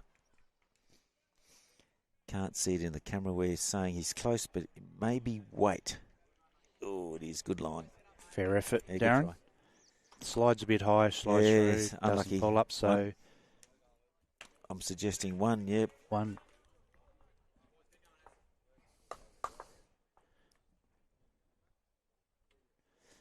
Sneaks them out to 18-7. So we've got a eastern side 18-7, another one 19-7. So that's a difference really in the game at the moment. That's helping with the 9 or 10 shot Ag lead. Those two rinks. Quite often those sorts of scores turn around, but it's hard to keep that up for a 21 end. So it looks like Christian Carr's fighting his way back into it. He's added a couple to his score, albeit only 8 ends, so there's a long part of that journey left to go. So he's just unfortunately 8 ends. Don't tell me we're in front. We'll be knocking off early for lunch this time. Yeah, nearly missed dinner last night. Yeah. Thanks to Goddard and Leeson. Yeah. It was worth staying for. Absolutely. Oh, arguably one of the greatest games and tightest results that is seen in the history of Interzone. Very good start, Wilksy. And the women playing their Interzone, Phil, up in Jurien this year. Yeah. I don't know exactly the date that is, but someone might. I think the men's. I'm sure. I'll be very surprised if Peter Harris isn't just glued to the screen and volume up high. Peter Harris would be fast asleep by now. Would he? That's if he's got out of bed. That's if he's all right. Yeah. Maybe I know it is. It's Sunday morning. Sunday morning. He takes a croc for a walk on Sundays, he told me. Yeah. So if he's there, I think it's he went for a swim once, and the lifeguards called the crane in. Not something that I would say. So he was. I think we call the Country Week final on the Friday, and the women might start their Interzone on that Saturday. So really? It's something that. We're not live streaming that, but are we? Well, you'll be playing in it. You told me. I'm not that good. I'm not that good. You rigged the draw so that you'll be playing, Phil.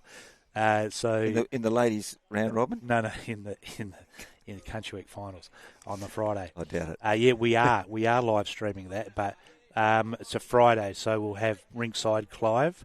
Not live streaming the ladies. No, we're live streaming the men's Country Week on the Friday. Yes, we always do. Yeah. And Clive's offered to do the scoreboards for us. Oh, good. Yeah, we want to keep him away from the microphone. As Eastern skip out to now a 16 shot, albeit only 48 completed ends, but it's starting to become a little bit of a number that Southwest might be thinking that this is a problem here. Not much you can do now. It's back to 14. It's 60 to 46 on 49 according to the Ag board, which saves us adding it up. Put your shoes back on, Phil. Yeah. Sloaney's predominantly played forehand going this way and picked it beautifully every time as far as grass goes. But there's danger, so he's gone onto his backhand. Yeah, I think he's played it pretty good, has he? If he gets around that. Skip thinks he's going to run into something. He's dead right. Dead right. So when you see that hand go out, and you say need a bit more of the grass. Yeah, well, it looks like Darren's looking for Wait, so a little bit of weight here. Come on, boys, let's change something. Yeah, let's get It's into been a pretty fiddly draw game so far, hasn't it? Hasn't been anything too vicious happen.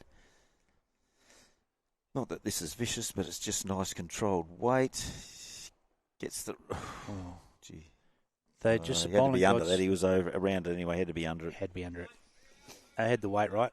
But I think it's good from Darren. He sort of maybe will change the shape of this game. Maybe we'll get a little bit more on the front foot. If we see opportunities to run balls out, he's had a bit of luck go against him. The Eastern boys have got the right rubs, and when you're struggling, that just hurts a little bit more and frustrates you and gets in your head a bit. And you can but focus on it. Usually turns. Although Vaughan just happened to roll one of his balls right in the eye for Darren, and Darren's now changed his mind. And he's called Jamie up to the head. So I think he's rethinking it. That was just in the eye there now. So. I'm pretty sure Jamie spent his time on the mat when he was up at Cambridge. If we had their spiritual leader, Clive Adams, here, he'd be able to tell you exactly. Clive, of course, played his 250th state game this year, Phil, which is a massive effort. Fantastic, yep. Semi-finalist in the state singles. Yeah, I saw that game against Blake Nan. It was an absolute credit to him. It was a great display of bowls. Was that semi or quarter? It was a quarter to get into the semis. Then he got into semis and unfortunately come across Daniel Truella for his sake, not for ours, but that he got an on-fire Daniel Truella, who then goes on. Jamie's played a pretty good bowl here, just under that. He's got the jack. Oh, yes, Jamie, good boy. great bowl. Great bowl, Jamie. And then whose is that hanging out the back Very there? good. Well, that's his leads. Yep. That's his leads bowl, the one he was discussing. That's his brother, so he sees his brother, so I'll get my brother into the game. Should not be discussed if you're behind. And now he has got shot on the back of being behind. So, Greg Vaughan. Greg Vaughan's got one to at least get to close second, if not shot. He's got room to draw, plenty of room for Greg. But he'd be aiming to get second shot, I reckon. I think he's decided he's got greedy. I think he's thinking that shot's a better outcome. Well, look at this bowl. He's thinking shot, I'll tell you. Yep. Just get the camera down on there and we'll be able to see that jack. The jack's moved. Mitch, if you're on board, good boy. Thank you. Thank you. Great camera work. Mitch has been brilliant. No, that's brilliant. Thank you. Good, mate. Yeah, go to the left a bit if you like, a little bit. So that's sort of all of a sudden they've gone from definitely one down, maybe two. And so Jamie's first bowl was sensational, and this one's pretty steady. Good. Yeah, this is pretty good. Hits him fat. Oh, he got the jack at the same time. Unlucky. And the camera angle tells us that he's done the job, so he's gone from one down to one up. Well, he deserved it. Great set. Brilliant set. Two good bowls. Well done, Jamie Conway. So Greg Vaughan, querying maybe 2 years ago, he's playing out there in the interleague and snapped his Achilles. Oh, really? Yeah, while he's playing. So pain. That's not much fun. No, not much fun. It's not. They tell me that it's really painful when some people say you can't feel anything. But was he running down the green or just bowling, or what was he doing? No, he just bowled and just pinged. Didn't he? Must have been just hanging on. So off it goes. So I just remember the amount of pain that he was in. So I did feel for him. Aaron looks a little tight. Yeah, he's got his hand out trying to direct it, but he might be going for the lucky rub. He's had a couple of them. And he's not far off. Gives him another second. So if he's brave enough and wants to run it, maybe that's an option for him. I think he'll play a bit more weight next time. Depends on what Darren does. Darren will be really keen to draw another one into the head here, another counter, and not sit alongside. And Vaughan, so quite selfish, Vaughan, he could have collapsed in a north-south orientation, so the game could have continued, so they could draw under him or around him, but he went across the green. He went across east-west, so they had to drag him off. He held the game up as well. Held the game up, so they dragged him up. Selfish, yeah. Selfish. No, not very good.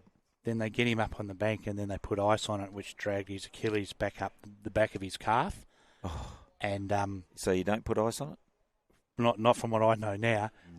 As I was watching him, shrunk the muscle. Oh my God! Gee whiz. The Achilles sort of pulled up his leg with the ice, and I just about cried myself watching the pain. Yeah. So Christian Carr, as we scoot across there, he really needs to stem the bleed. He has got back into it slightly, so he's been in good form, Christian. Albeit Leeds. Rightio, let's see Thursday. what Aaron's got in him here. He's got nothing to lose. I think he might play a little more weight. Oh, yeah, I think so, yeah. He'll reach the ditch with this because he's got the jack or the bowl to get. He can, bit tight, he can knock his own up. Like I said, he's had a little bit of luck that way. As he got the jack, he's got it on the edge, so maybe not shot. Probably run a bit far for me, but we'll see. I think the tape will decide that one. But yes. we've still got one bowl to go. Yep. So Darren will have plenty of room as they mark it. So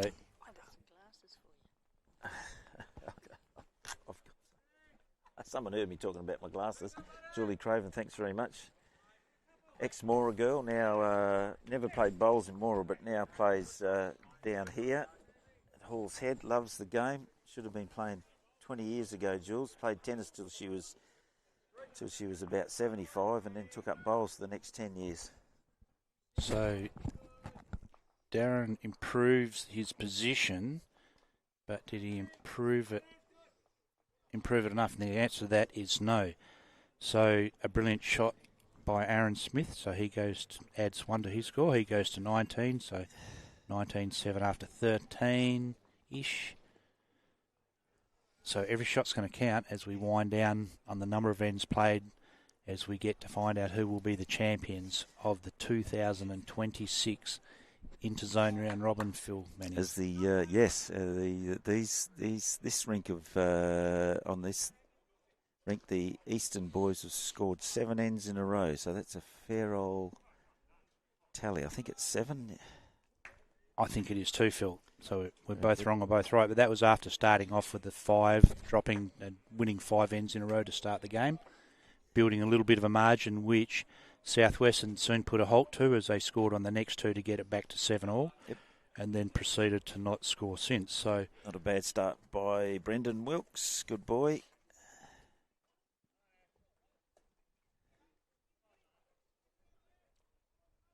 So that's a serviceable start. It's not perfect, but it's not exactly bad. The girls' round robin's on the 7th and 8th of March, which will be the Saturday, Sunday, 7th, 8th of March. I think the weekend after the long weekend after Country Week. You did right. Thanks, Robin.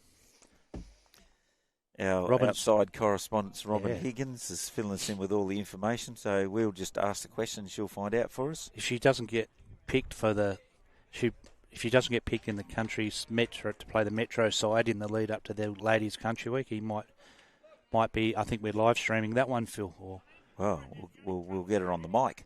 Yeah, no, I think she'll get picked. Hope she does. Should do. She's a good bowler. Yeah, she's good enough. Yeah, I hope she gets picked. She's got a job if she doesn't. She could sit in here and impart her wisdom on us. So here's Kieran, a great reply from Kieran. Go, mate. Get past it. Yeah, good enough. Yeah, around the place. Probably shot. not shot, but second shot. So Stephen Sloan has been good. Would have played a pair of interleagues. I know that. Pretty consistent, Sloaney. Yep. Yeah. I was talking to Shark yesterday. Mark Shasinski, his great mate and mentor, and he was saying that Sloaney's actually getting better with age. Good. Perfect line. He's picked the line. He's again and again, doesn't he? Yes. Yep. He's just played that seconds role really well. Very nice. He's hardly had a bad bowl.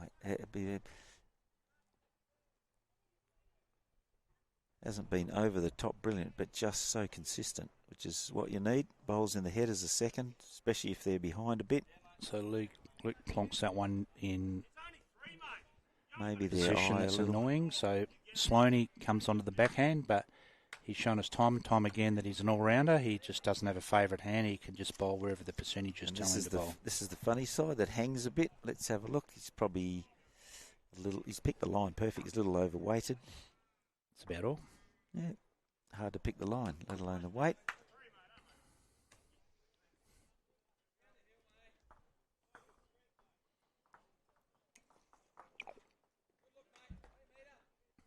Ash Sharp's out to 29. So the 29 and the 19-7 that we've got here is really helping Eastern at this stage, where the other ones are pretty tight. There's only 5 in it, 2 in it, and they're a draw. So Eastern Dixbury holding quite a commanding lead at this stage on the back of these two rinks, either side of the green, Rink 1 and Rink 5. So simple. And the guys in the middle are holding their own really tight, but it doesn't take many ends to change things. Simple but precise instructions from the skipper, Aaron Smith, from the Beverley Bowling Club. As he tells Greg Vaughan. Draw the shot. And not quite. Misses that. He does draw the shot. Inch of height. But anyway. Yep, inch of height. That's all it was. So,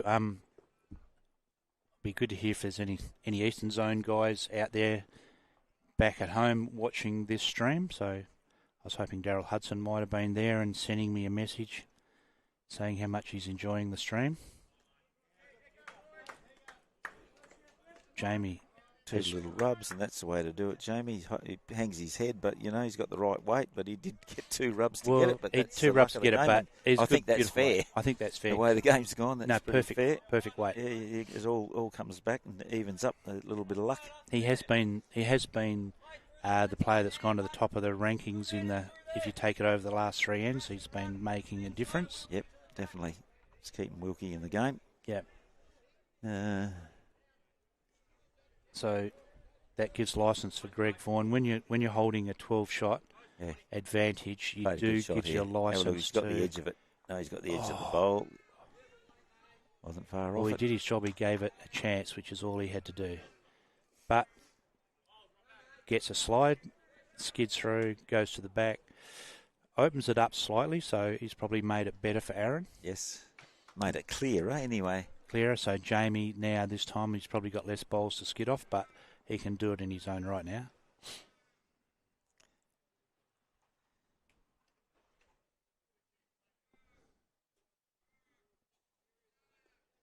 I have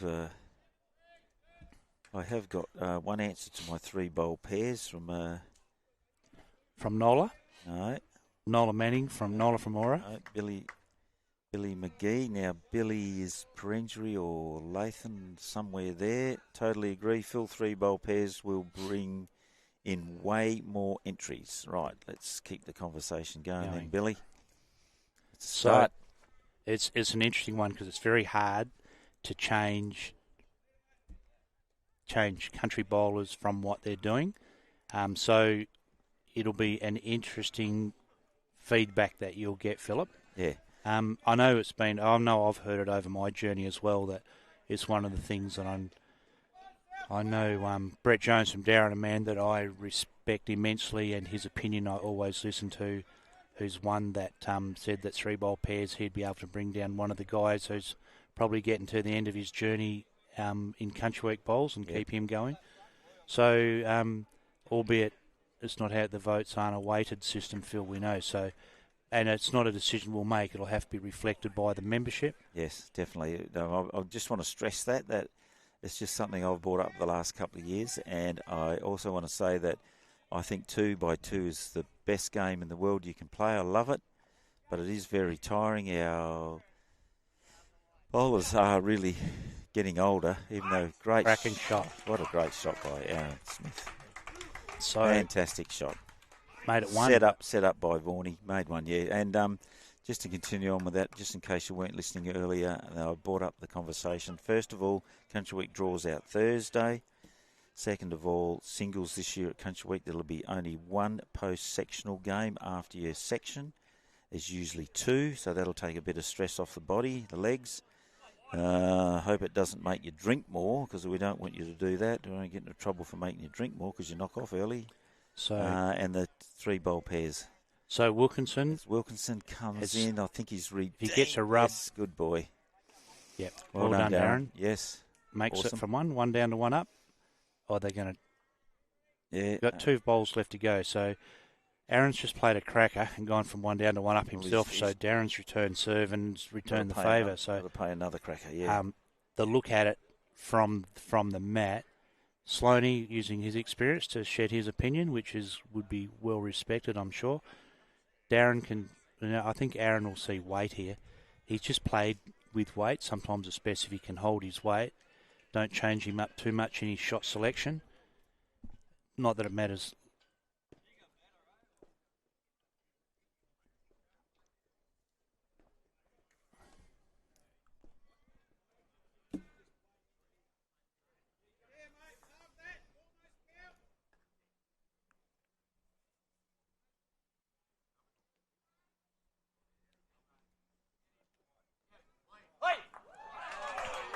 Well, Great shot. you just don't get sick of seeing good bowls, do you? Whew. Unreal. Has he got the shot? No, he's still down.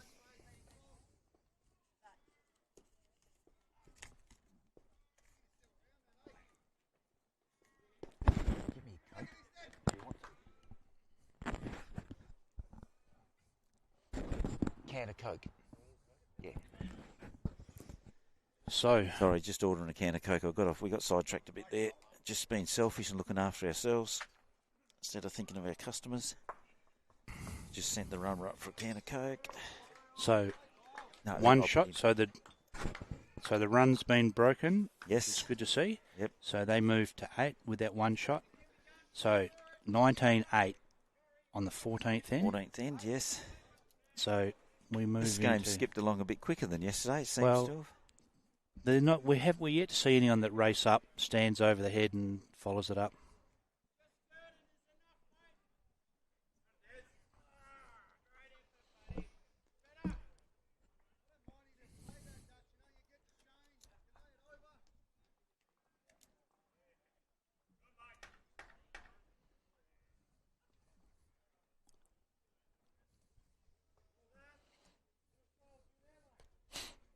So, Brendan Wilkes.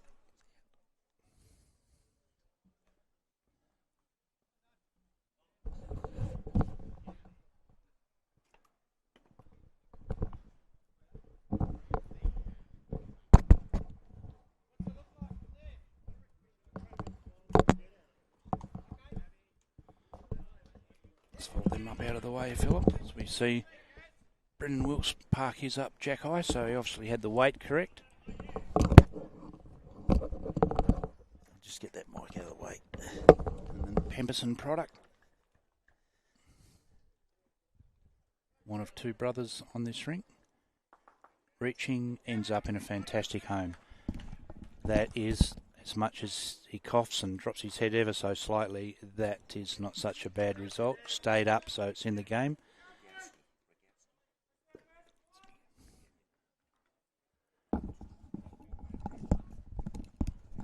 So Pete Rogowski will be next one on the stream.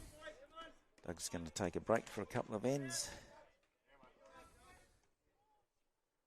Go and check on my northern boys. I think our roving reporter might be back pretty soon, actually. She's just about due, isn't she? Yep. And don't forget, I just borrowed $2 off you, don't forget.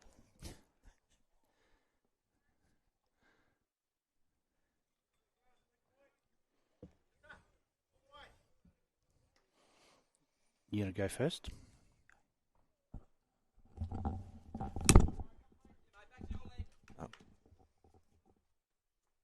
You want to come in for a bit? Our skipper Doug's just going to take a bit of a break. We're going to get Peter Grigowski back again for his special comments for 3 or 4 ends while Doug stretches his legs.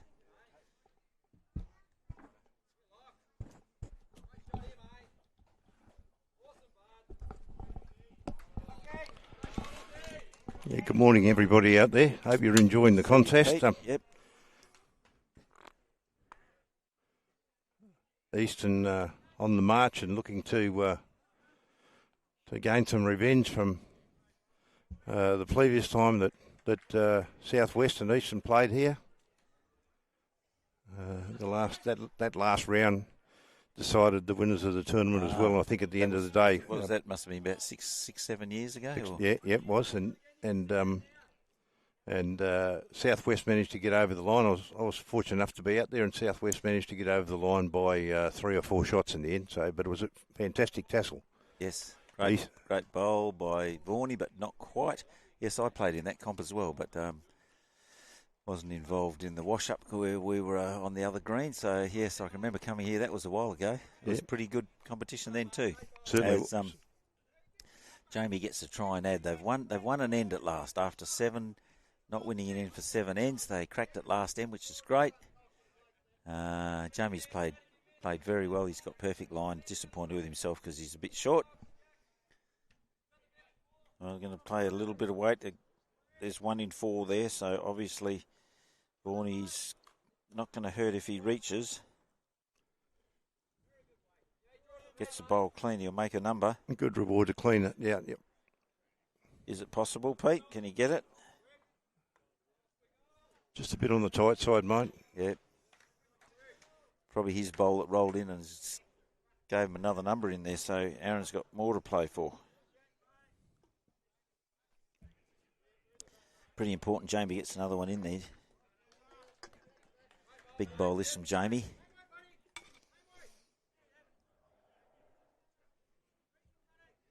Still looks a tad wide. Oh, I don't Better know. weight. I think it might be the weight. I don't know. I think the line, it only just rolls the yellow bowl a little bit closer. So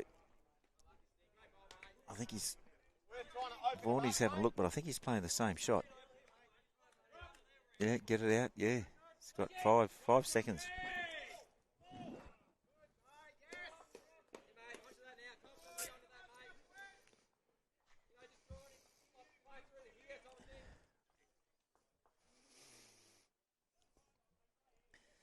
Oh, well, he's not playing weight. He's just going to rest it gently. He's played don't know whether he's played enough weight. Oh, he just pushed the shot and the jack back. Still, yep. Yes. The red bowl on the right is fairly handy now because if Aaron does sit the shot out, he could still be down. Although the yellow one on the left looks like it could be second. But Jamie's last bowl is a very important bowl because without that, the green bowl, the blue bowl with the green disc goes out. He could be 5 down anyway. Yeah, big Darren's got first bowl. Big bowl for Darren here. Yes.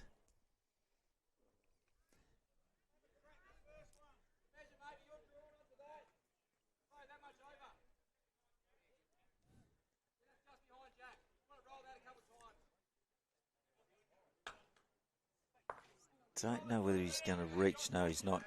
Just looking over at the ag board, it's there's a big change around. The Southwest are now 1 in front, 67-66. So we haven't taken much notice, but yeah. Yeah, I'm not too sure whether that's actually correct at the moment, but we'll have a stock take when we get the opportunity. Yeah, we'll have a stock take in a minute. We'll just see what happens here as young Aaron comes back on. I think he'll be reaching this. He can trail the jack for 1, sit the bowl for 1 or maybe 2. Don't think he'll be short. He's played a bit of reaching weight.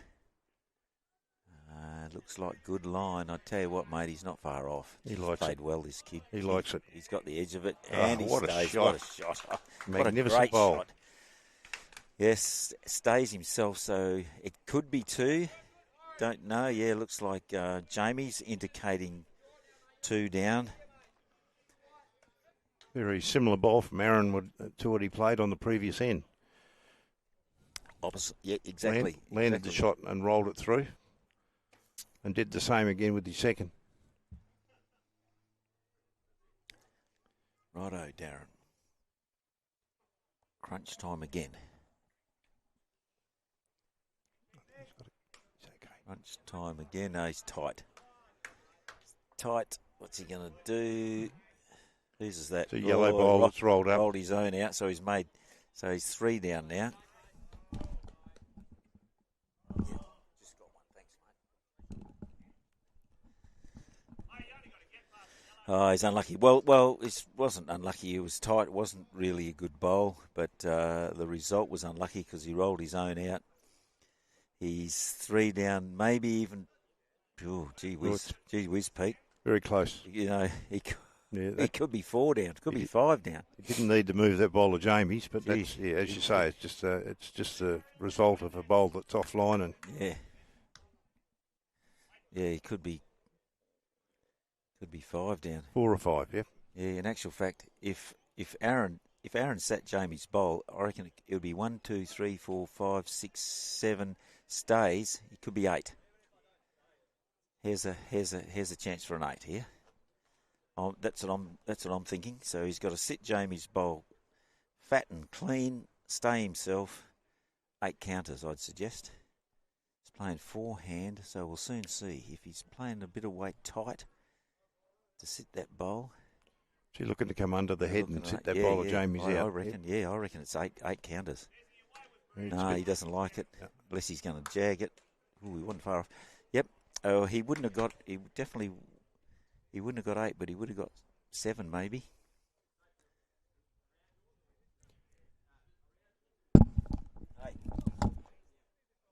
Would have been. Yeah. 3 so far. Yeah, Aaron said with that weight, if he got that out, it would have been 7 shots. Yeah, Yep. So didn't play the delicate shot to make it 8. Just went for it.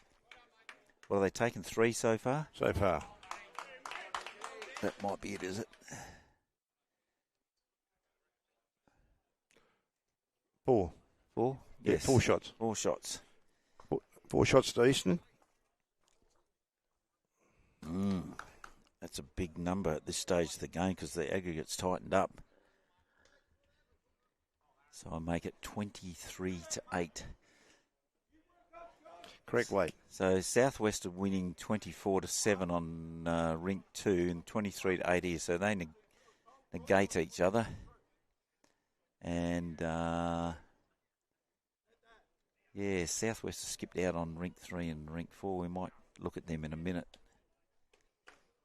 Pete and run through those. Oh, it is 23-8 they've got on the board there. The pole's in the way, yeah. Yep, they're good.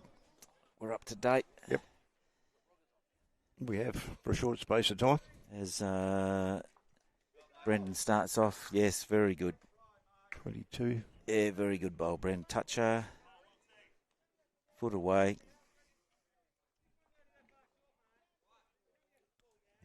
Brendan's got better and better in the leading department. Kieran's lost a bit of weight. Find it hard to pick his weight at this stage, but they'll need him. He needs to stick with it.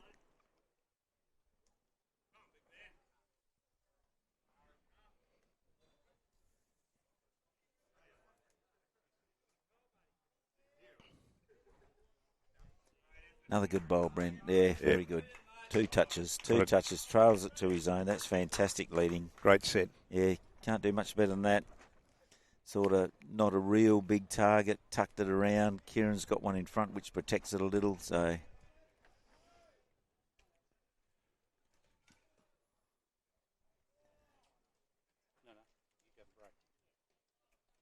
after this end.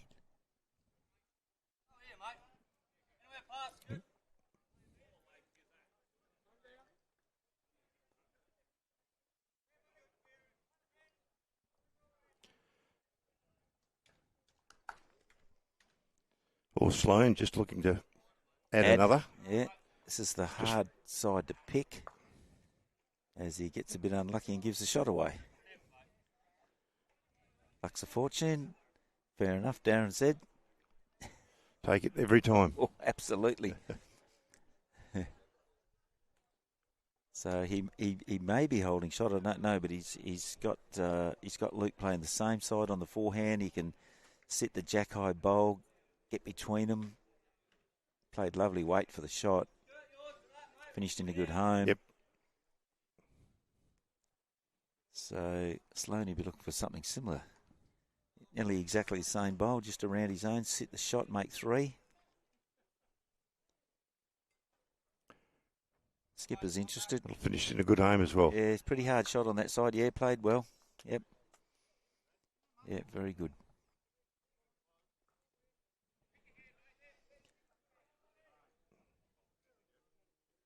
Don't really know who's got shot there. We haven't had any indication from the skippers. Luke's played some pretty good weight again, I think. Come on, Luke, he's calling under this. Oh. Well, that one could be shot now. Yeah, yep. Aaron's put his finger up, so... But, you know, I mean...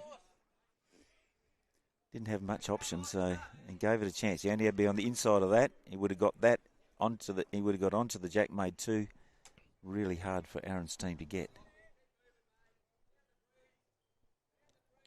Warney sort of likes this. He's looking at it. Good chance. He's just a little bit heavy. Might be his weight again, Pete.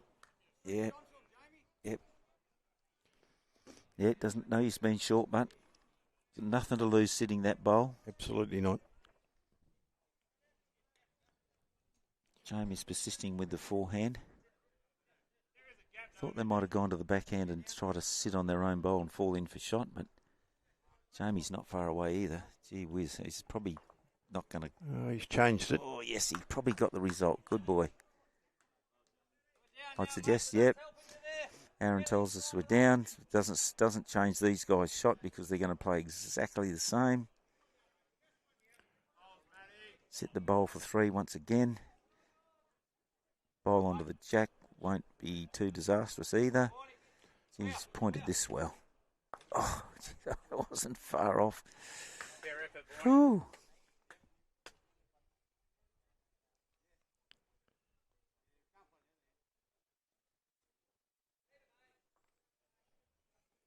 Call Jamie to switch hands here.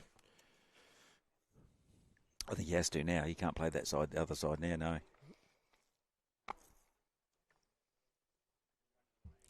A bit of an opportunity to use his own bowl, but he doesn't want to be overweight. Yeah, well, he's got his own bowl to come off, which makes it a little bit easier because they've been a bit wide on that side, so that exact same line, he'll get a result. Not that he wants a result, he wants another counter. Not a bad bit of grass, mate. Not a bad bit of grass. It's a mighty effort. That's that exact shot he would. I was going to say he used his own. Crikey. He didn't, yeah. 3 green bowls waiting about 2/3 of a metre behind now. Yep. Aaron's got a bit of cover, but because if he hits the shot bowl and it does touch the jack, it's probably going to slice sideways, and it's only to his advantage there. He's covered both sides of the ring. Yeah, he's got everything going for him, and that's not good news for Darren because he doesn't need everything going for him because he's playing so well. Yeah, he needs a little bit.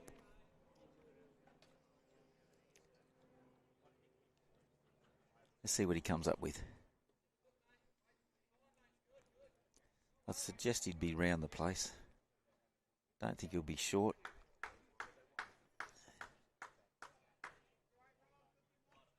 No, too wide. He might get a rub. Ooh, that might have helped him. It's probably a good weight for the shot, actually. Oh, I think he can play any sort of weight. He's a bit lucky here. He's down, so I don't think he can go too rotten for him. It's a bit hard to see that jack getting in amongst those 3 green ones at the back there, Peter. Yeah. Unless he gets the front yellow one tight onto it. But then, yeah, it's a possibility. He could get the yellow one onto the jack. Yeah, that's pretty much the only way it's going to happen. Yeah, and there's a good possibility that will happen. Darren's played a good bowl here. Good boy. Oh, yes. Oh. Only one. It does. Yep. Yep. Yes, mate. Yep, so he's going to play more weight in case he hits his yellow one onto the jack, so he gets past the pack. He gets past the pack by 4 or 5 feet, and he might make 3 himself. He's got all the back ones. 1 bowl to come, everything at the back. No, not 1 bowl to come, there's 2 to come, sorry. On let's wait. Yep. Good track. Something's going to happen. They're calling. Is he going to sit the shot clean as brilliant. the whistle goes? Oh, what a shot. Brilliant. Jeez, well. Oh, my God. Can't stop clapping this young fella. I think he's made 2.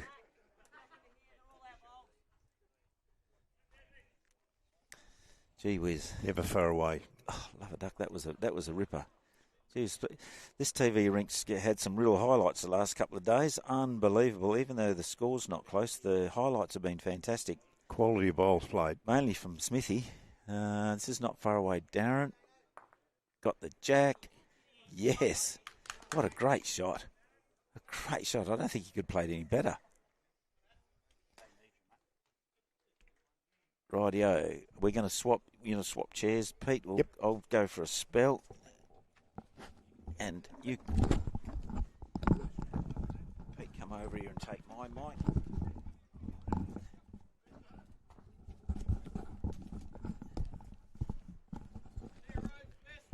So, as I jump back in the chair.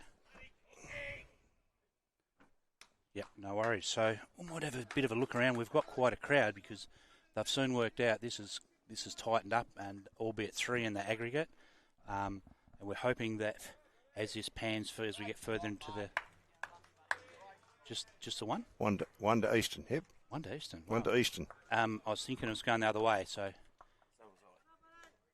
as Phil Manning goes off to give a little pep talk to his beloved Northern Zone.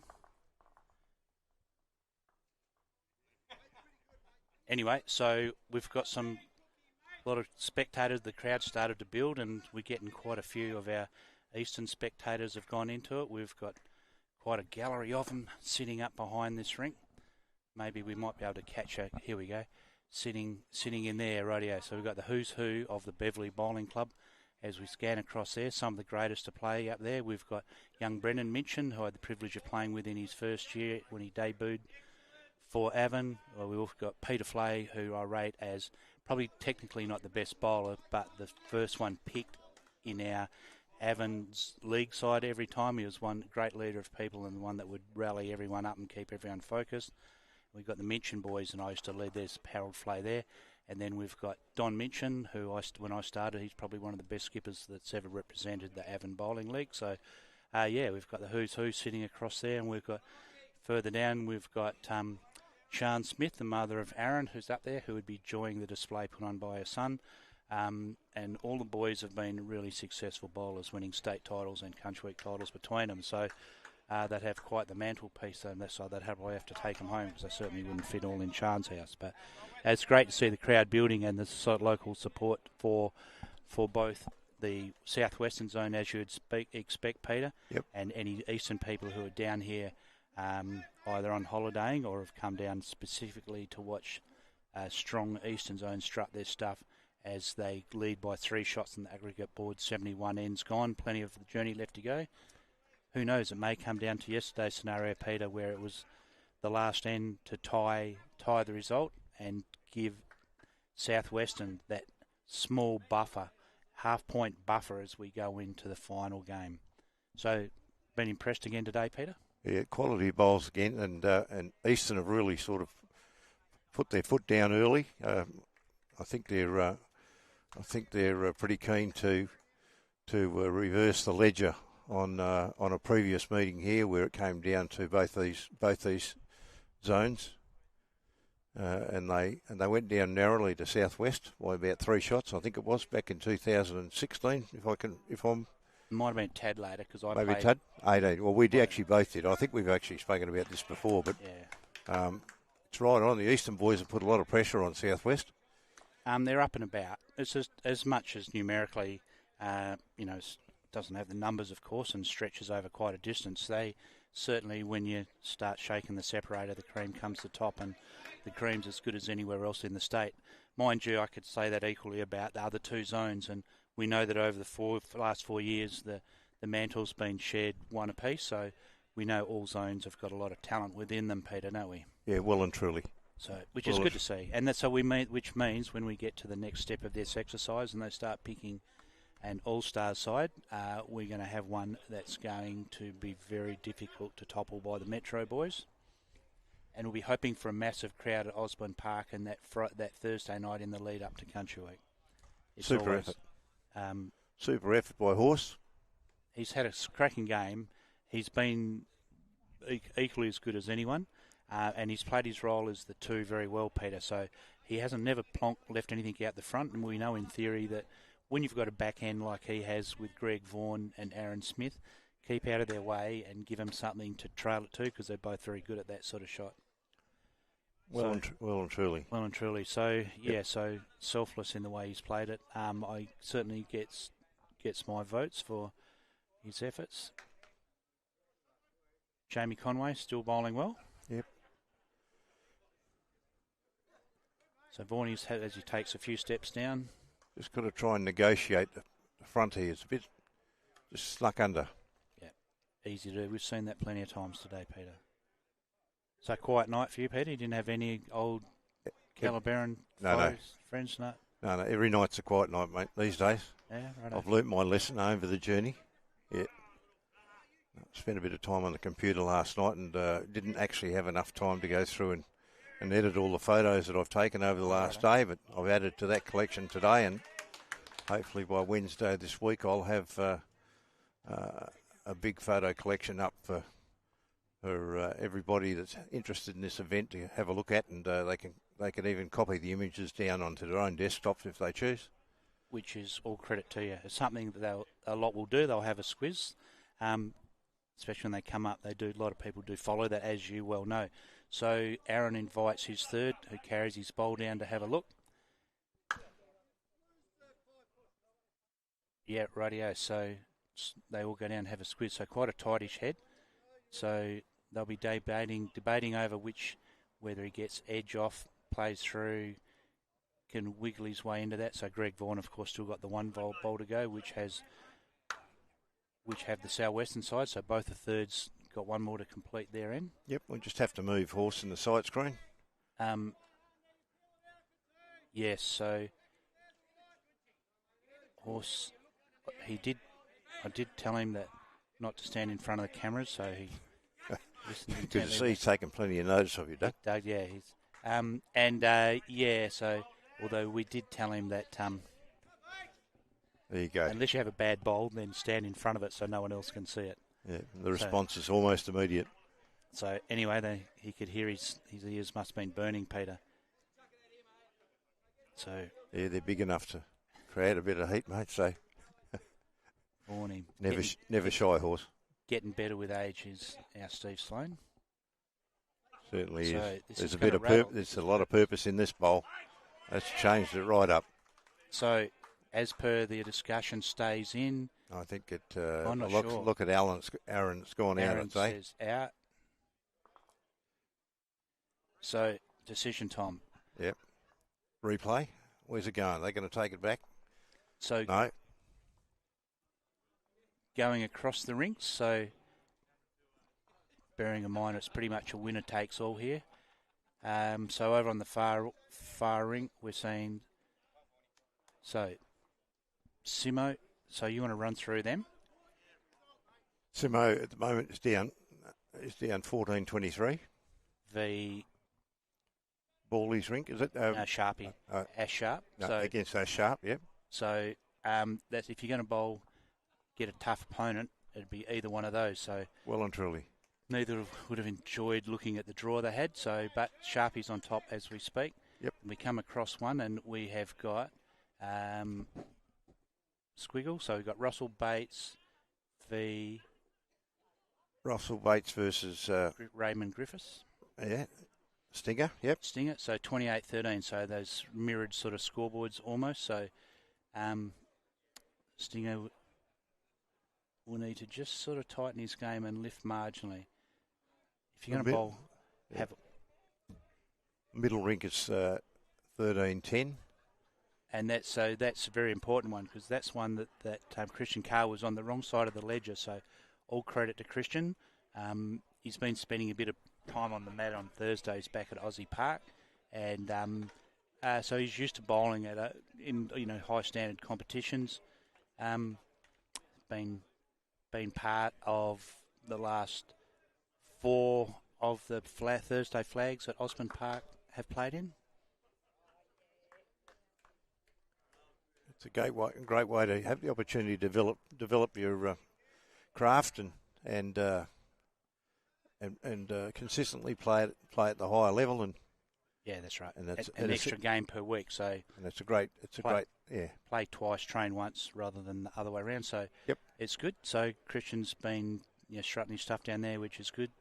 I've played in 3 of the 4, involved in 4 of the 4. But anyway, so they had a fair old run and finished. They're on top of the ladder as we speak now, and will finish that way, albeit Thursdays. But David Cottard coming down to play his first bowl.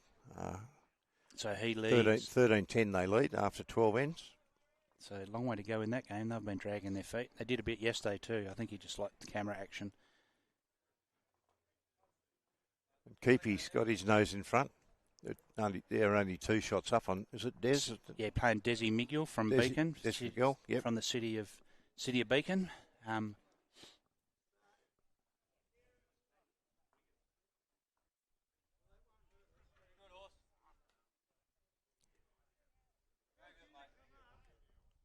So Steve Sloan albeit 14 inches short, still in the area and won't get anything but a clap from his skip, which he duly does from Aaron. Very kind is Aaron. He's not a hard skipper by any stretch. So young Luke Wilkinson scoots across, crashes Just a crashes couple in the pack. of Not feet far off. short. Yep.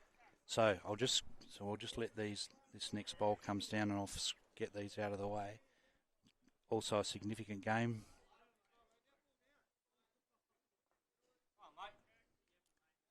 We're currently Easton currently holding a 3-shot lead in the aggregate overall. Great bowl by Horse. Stays. He definitely made shot now. So Darren Wilkinson saying to his nephew, "This is the number. This is how much you have to increase your weight by for you to get shot."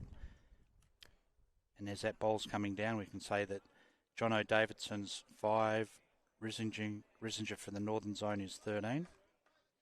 Oh, hang on. So we'll go the other way around. So Davidson's 15, Risinger's now 19, 16 ends.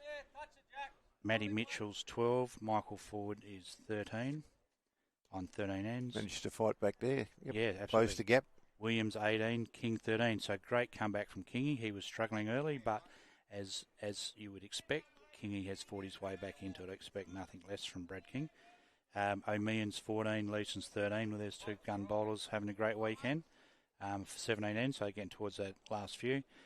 Brown 12, Fuster 14. So Fuster's remained pretty much in control of that game as we flick it over, and Northern are up by 1 shot. So Phil Manning's gone over there to go along as manager and rev everyone up. So we'll watch with interest, Pete, as when he comes back. Jamie Conway's just played a ripper and got shot. Cracker. Well done, Jamie Conway. Righto. 2 and a measure down to 1 up. Borny's on the move. Looking for a little touch of the jack here to make 3. So looks on the screen, looks slightly high, but no, it's swooping hard now. Magnificent weight. Sit inside that and flop in. Very close to shot. So Darren Wilkinson non-committal. I suspect he's up. Keep us in suspense, yep.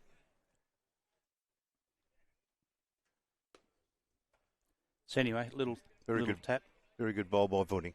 Vorney, good bowler, Vorney. Said that for a long time.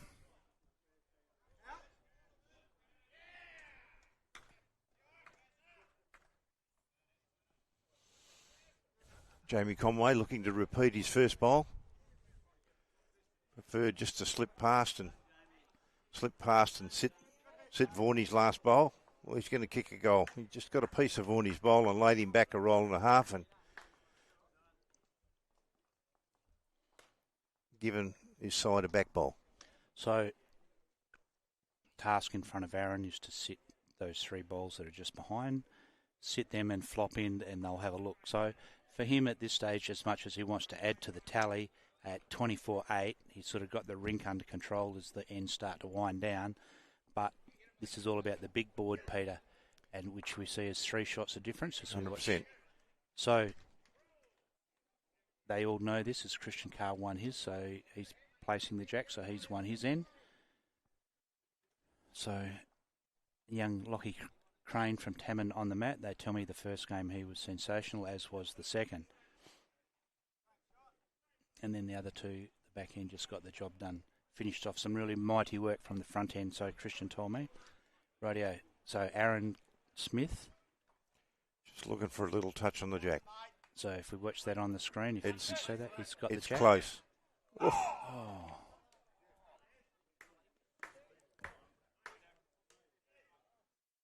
Touches that and there'll be some tears. Wouldn't there? Des Miguel draws shot over on our adjoining rink, so albeit tight, 12-10 down, every shot is going to count, and the adjoining rink and 2 rinks up come over and give him a high five. So they've really bought into the team aspect and the importance of the big board, Peter. Every bowl. Every bowl counts. Every shot will count.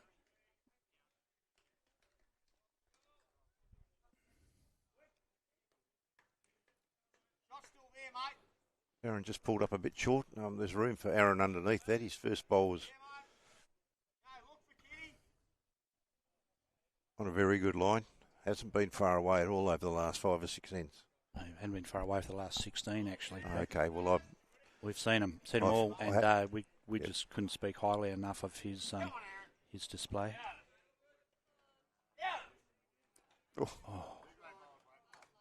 yeah, it comes from a very talented bowling family. Absolutely it does. So for Darren to add to this, he's going to have to pull a good one, and he's going to have his left room for improvement on his first one. He needs to add a metre to his last one, Pete. Pretty much, yep. So we've spoken glowingly, and I see Sean sitting over there, spoken glowingly of the Smith family and their contribution to bowls in WA and some of their achievements and their continued achievements, Peter. Yeah, no, they last year I saw them add a Fours Country Week title to the list of achievements, so just the one. Yep, just the one, yep. Darren a bit long there. Jamie's front bowls the shot. Smith family, what can I say? Jenny and I are very fortunate enough to be good friends with those wonderful people.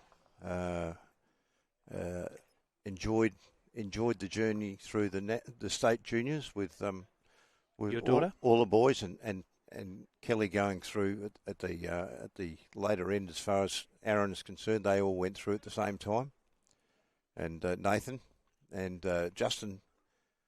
Just a wonderful group of very talented people that are very humble.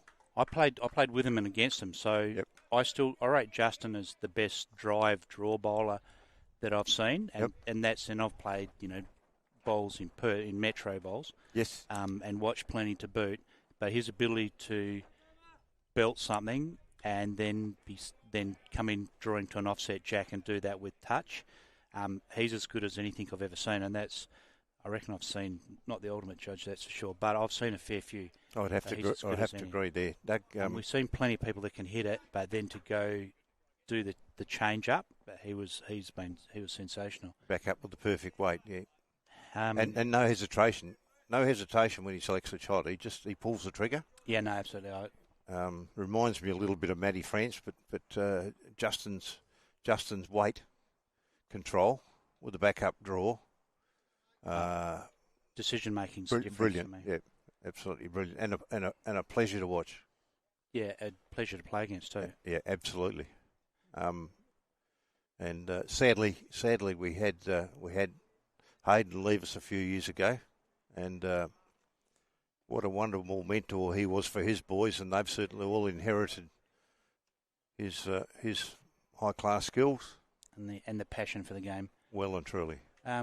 As much as now they're going through the next part of their life cycle where there's kids and work and so forth. So Brendan Wilkes has, as much as both leads have been good, Brendan Wilkes, to me, the Gamalling product, has had the upper hand. So especially early and they've been a team, so they've controlled the mat, so they've had runs of 5, then 7, then a couple, so he's never been far away from putting the mat down. So if that helps him, it certainly has. So he's had a great time. I'd say he's just pipped his opposition in that regards, as much as young Conway has been good. I just think that he's been slightly better. Yep. Important to control it early, and an unusual one for Steve Sloane where he pulls up a bit shy. Matt's a bit far back for that weight, Peter. About 1.5 metres, mate. I think the way it looks, it also be out to atone pretty quickly. So if you're game and you're far enough away, you just slide your headphones off and tell him to take the mat up and play the same weight. And that one, better weight but slightly higher. Yeah, I don't want to break his concentration, Doug. I'll let you do that. No, not my style. So he'll atone. Seldom one as he. I haven't seen him have 2 baddies. Definitely not short with this one, given it every chance. Oh, he touched the cake and tucked it in behind the two So change the shape of the head. That's his one of his KPIs, and he's certainly done that. So as much as whether they're one up or... No, I think they've definitely got shot now. So it doesn't matter. There's probably a better one. As Aaron goes down and puts a bit of chalk. Not the first time he's done that to one of Steve Sloane's balls today. Jamie's just a cracker line there, just fallen a foot short.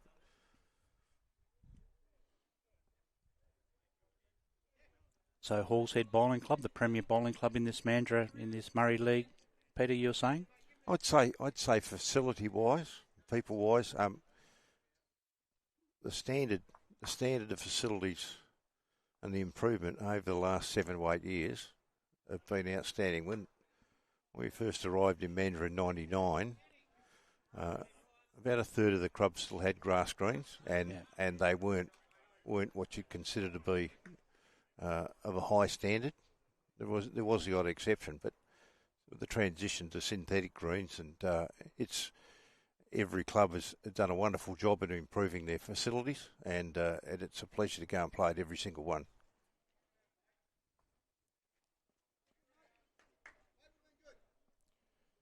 So a couple of the Eastern boys going up to have a little perusal of the head, so go take the long way around. Jamie can afford to arrive on the front or sit. He's tight enough to arrive on his own. Whether he gets enough movement on it, he has. Yep. So created 2 shots. Created 2. Great shot, Jamie Conway. Yeah, very good.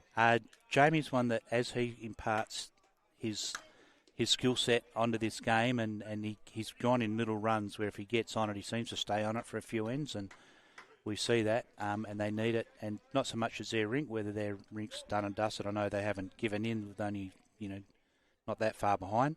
Far enough behind they'll be struggle to get back in it with the ends remaining, but that big board is what it's all about, Peter. So we see that down to 4 shots as we speak.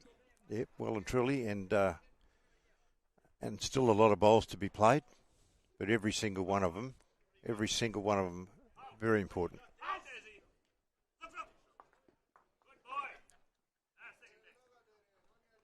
As we see the head killed next to us by Desi McGill. McGill, yep. Well, it's that, their proper name is that, but Desan McGill. So Warnie's playing weight here. Yep. Just gone a little bit narrow, I think. I'm not sure if he played his forehand or backhand, but he's just snuck past on the left-hand side of the head. That's one. Phil calls that one the trump. That's the weighted shot that just misses the head. So played with intent, but just misses the head. But anyway, so that careers with no result. So the challenge. So Darren, a very important time for him to add. So if you think you're always playing for something, this time it's the big board, and it means as much as you always play for it. You can have a big impact on that. You don't have to have a great game or a great result, but you can still have some great ends. Yeah. Adding to start with, and then not hopefully not creating too big of a target for Aaron. Well, that's going to give some front end cover. So it's off the line. So southwest bowl that went through. Yeah, it was. So it leaves it there for Aaron to be able to reach underneath. So he might be able to use a shoulder of a bowl if he gets a tad wide, but his intent will be to get it clean. Whether he draws or whether he trails it, but have an impact on the head.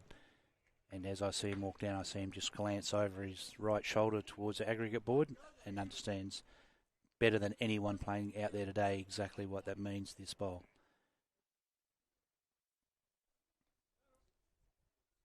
Yeah, the little trail's his best result here. Just drawing it off. Looking a bit tight.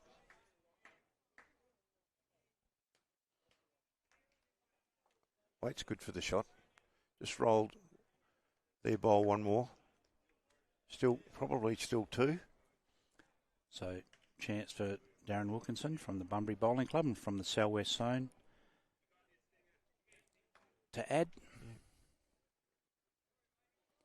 Going to persist with his forehand here. Doesn't really want to turn the jack around the corner now because there's an Eastern bowl waiting for it. So the screen tells me that he needs, unless he gets a glide, he's tight. Oh, no, he adds. That'll count. Very close. So as tight as he was, so they're looking to see if he's got anything on the other hand, whether he can clean it out or not. But he can trail for numbers.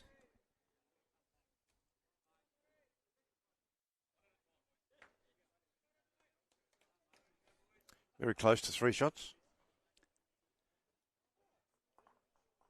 Wait till he plays it.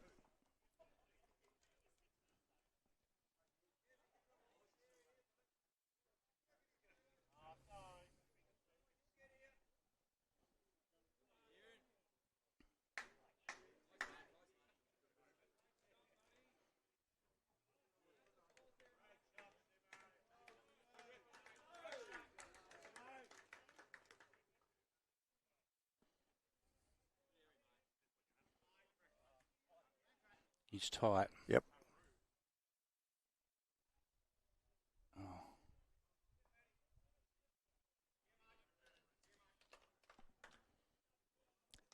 Gets a clap, but not a result. So did you see indication? So Darren Wilkinson kindly points out that it was 2 shots to him. Takes Southwest to 10 and Eastern 24.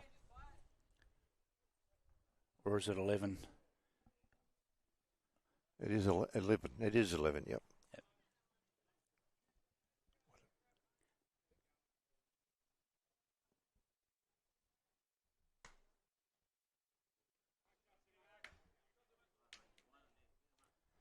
24-11, that's the correct score on the screen now.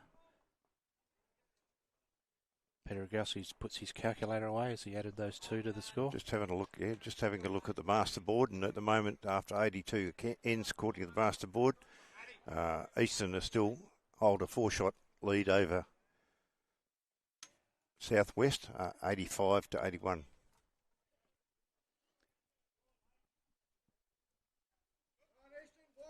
So we certainly can't start counting rink wins here, Peter, because it's too tight on a few of those rinks to make any assumptions. It certainly is.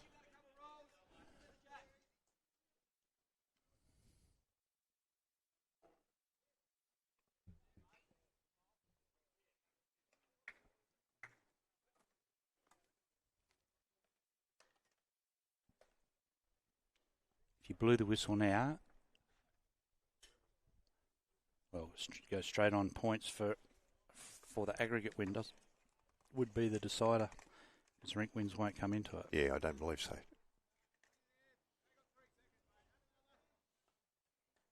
At the moment, Eastern have got 2 rinks with a large advantage, and Southwest have got a 7-shot. There we go. Paper's going everywhere. Southwest of holding a 7-shot lead on. I think it's Russell Bates' rink, is it? Yep. I'll get you to call it, and I'll just go through these. Yep.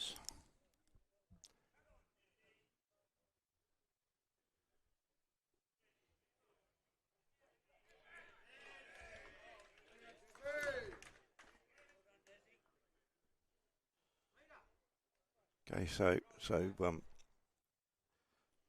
that's Eastern holding 2 shots.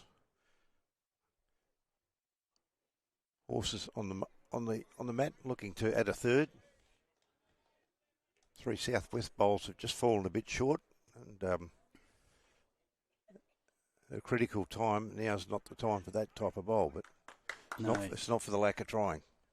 No, the same effort goes into a good bowl as a bad bowl. And that one just about falls into the bad category. It's one that he hasn't played too many of. So talking to Christina Christic, and we're talking about the psychic of the game, and they do use psychs as they go through and play and review. And she goes, it's not a crime to be human. You must dismiss that straight away. If you do have one you're not happy with, is forget about it and park that any thoughts and emotions attached to that bowl and move on to your next bowl, because that's the only important one that you've got is the next one you pick up. Yeah, good bowl there. Luke Wilkinson has just got the shot back for Southwest with his previous ball. And Horse is on the other hand, and he just touched the jack but run through a couple of metres. And 2 millimetres more. Yep. Des Michiel gets the accolades from his teammates, but I haven't seen what that means. I know he's given them the map, but I'm not sure what they picked up. They've taken the lead. Taking the lead, 13-12. Not one that'll ever give in his Des. Didn't salute the judge in his first 2 games yesterday. But we'll see what he does today. It'll be really significant. A win on his rink, Peter. Well and truly.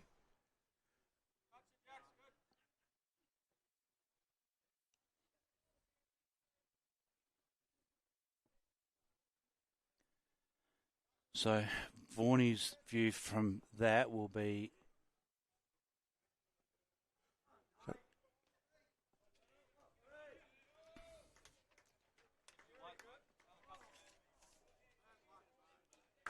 Southwest still holding 1 on this rink.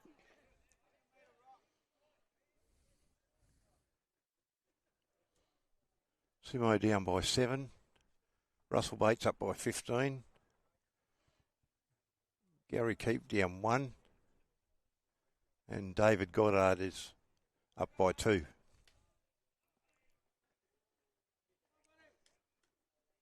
And so Southwestern made a few changes overnight to their team. I actually haven't had the opportunity to study the changes. Doug, I was a bit occupied taking photos this morning, mate. So Bevan Fancote has come in, but I'm not sure who for. But yep. Was pointed out when we had the 2 gentlemen on this, Barry Coote and Wayne Langhorne, on this morning. They did point out a couple of changes that had happened. So Coote's on top of everything, as you can well imagine. Always Barry, great bloke and a great organiser. Yeah, absolutely. It has been forever. So as they cross over and the thirds have a last perusal, Darren Wilkinson's got first bowl. Aaron's chosen to stay down here and to see how the shape of the head changes. Like all good skips, they like to know exactly where the lay of the land before they get up and get on the mat. It's a very good advantage in a lot of ways for everybody that puts a bowl down if you're at the head. And you can see the other bowls coming down when it's your turn. You've got a really clear and good analysis of what you're facing. And so as Aaron finds his way back up, we go across to the southern and the northern zones, and we see Risinger 21, Davidson 16 on N18, so not much to go there. Oh, it's tight and right up here. So Ford Mitchell 14 apiece on 16, so tight game, as you would well expect from those 2 guns. King v Williams, so Williams 21, King is 13, so he stalled on 13. Unlucky 13 for him just at the moment, but I'm sure his intent is not to stay on that unlucky number. Do you call this one for us, Peter? Yeah, Aaron's interested. He's on the marsh following down. There's room. He's close. Very close, not far off at all. Oh, a piece of jack right in the middle. What a great shot. So to flush it like that, drag it away, makes 1, hasn't shut the door completely. So as Darren finds his way back down, task at hand for him is to do exactly as what Aaron's done. Yeah, I like him for 2 shots at the moment. So do I. Anyway, with other ones, so Leeson v O'Meehan, so 15-14 up to Leeson over O'Meehan. Good game all the way through. Then Fuster Brown, so Fuster 21-13. Wow. So Stinger, mind you, he has got Paul as his third, who is a very good third to have. And which leaves Darren Wilkinson +6. Good point here. It's going to rub. Rightio, so Phil Manning, here we go. He's on his way back there. He obviously revved them up, and they've gone from being up by 1 to up by 6. I think he might grab a chair because he'll done his job. Yeah, I'm happy to tag out. He wants to do his sign off. Thanks very much. Thanks very much, Doug, for the opportunity. Privilege. Thank you very much. Appreciate it. You guys do a wonderful job, and I'll look forward to watching some of those replays later on. Righto, you can get yourself ready for Friday night when you call the game down here. Cheers, mate. Thank you kindly. It'll be at Pinjarra, actually, but that's near enough. Rightio. So Aaron's holding one. Pete Rogowski favours him for 2. Yep. But he, like we keep on saying, he needs to add. So thanks, mate. Peter Rogowski, valuable contribution, forever giving back to bowls, which is great to see. And watch out for his photos on his Peel bowls. Yep. So he's been busy with the camera today, so he's got heaps of photos that he'll be putting up there. So Aaron's clapping his hands, but not in a good way. So, and that says he slides a bit short. We'll say the wind got that one, Phil. So I see when you left here, Northern were just barely in front by 1. You come back 6 after talking to them for an hour and a half. They're up by 6, so massive impact on them. Brendan Wilkes had the honours. Had the honours in the 5 ends, 6 ends in a row before I left, yeah. And this Bruce Clark protege, I heard someone text in and tell me that he is, so which is good. I guess won't be long to be going to black and white XGs. Same as his mentor. And so I did get Norm Wass sent a message in telling me that that's your 3x3. He's quite supportive of it. And he thinks, as you, that he'll be able to bring other players into it and be less exhausting, as through the Country Week program as you get changing demographic. And then he just added checks. Yeah, well, you want an opinion for some young fellas as well, be nice. Well, us old blokes probably think 3x3 is good, but we'll see. Yeah, it's a lot of people go to Country Start, Week. Kieran. Great reply by Awesome. Kieran. Awesome. So Kieran Conway, brother of Jamie. Jamie was pretty happy. A few words of encouragement. So 24-11 on end 18. I think that's correct money.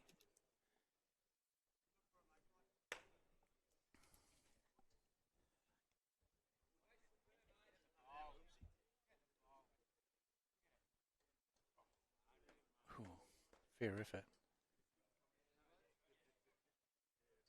So he'll be happy with his morning's work.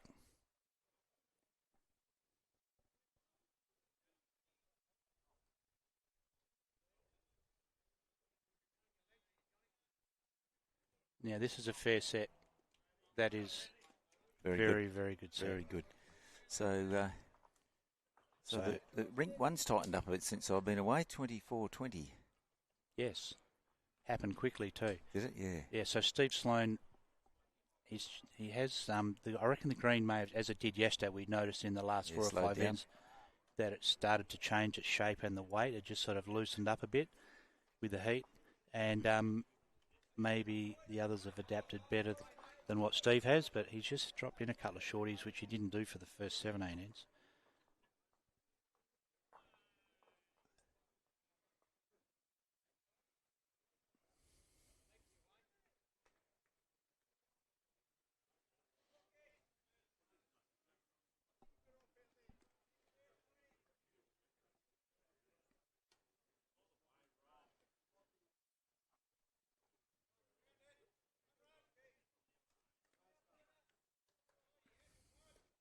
So this is corrected pretty well, but mate, I'll give you the tip. Well. Hey, have a look at this.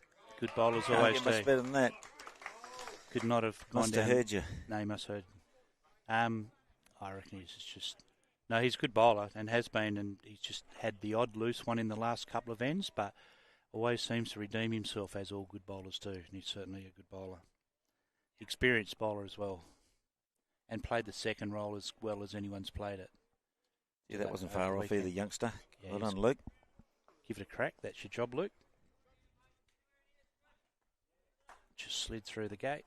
As I left, Vaughan had a talk to me about Aaron. He said, "This is unreal. This bloke." Yeah. How's he gone the last couple of ends while I've been away? He's played some crackers. I mean, some of the conversion shots, but Darren has been up to it where, Great, that's good. He's converted and Darren's converted back, but Aaron has got something special about. He's very clear in his thinking, very good weight control. Obviously, picks a very good line, but he's sort of a tier above. He's Amy doesn't like it as it just cuts under the head. Gives himself a slap on the side. Gregory, second bowl, needs a bit of grass. Better looking line, isn't it? Well, and if it does the not journey, a bad bowl. not a bad bowl. What a pretty to watch. Just ducked away a bit at the end, but it's probably in the count. Yep. Puts one in the opposition's eye a little. You're due. You're going to have a good one soon, mate. It's Bruce Clark. He's your protege. He's messaged in, son. You're a good listener.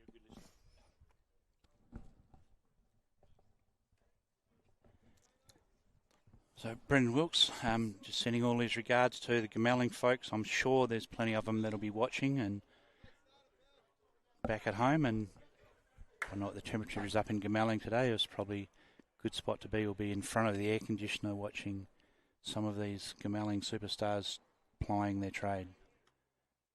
So Christian Carr has weaseled his way back into the game and might be just down, but winning's not the essential bit. He's keeping as tight as he possibly can, so he's getting the job done, so well done to Christian.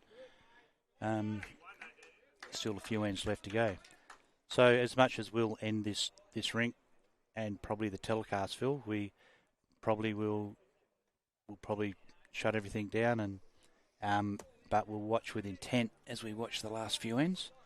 Can't really ask anyone to come over and finish the game off on our rink. No. Yeah, well, last night's finish would have been fitting with the last ones out on the green. Yeah, and I'd say But we're a bit quicker today. Dave Goddard's looking like he's going to be the last one out again. He does spend a lot of time studying what's going on. He's standing in the middle of the green now, looking with his hands on his hips, teapot style. Yeah, not a big fan of that. Doesn't make the situation any better or any worse. As Aaron touches the jack, no. Probably trying to sit that bowl that's a little bit behind Jack High. So, which is his own? Oh, so it looks like a green one. Green dot, isn't it?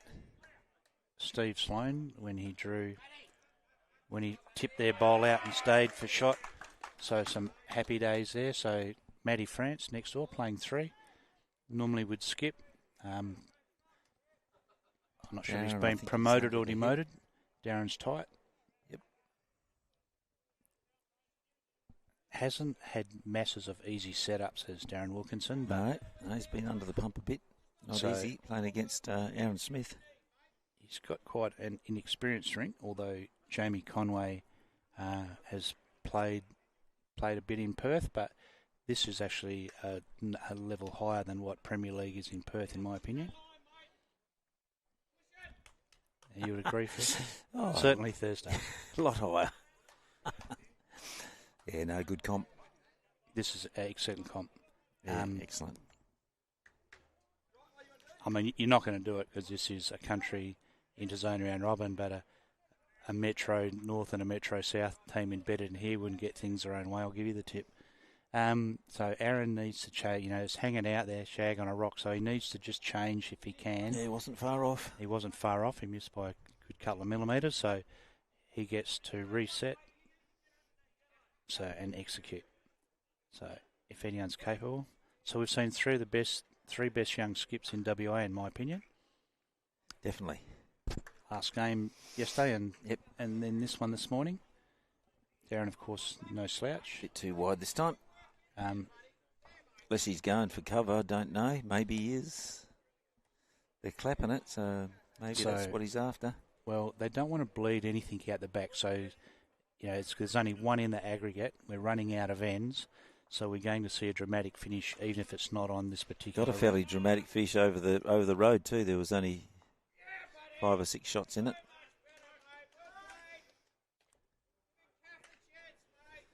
Right, big bowl here. Too wide, gets a bit of luck. No. Oh, luck, how many are we going to take out here? 2? Taking 2. Forney's going to go pose a question to Jamie Conway. Can you just tell me whether that's 3? Always a bit dangerous, a third measuring for the opposition, because if he moves the jack or the bowl, he virtually has to concede the shot. 3 it was. So, pretty handy 3.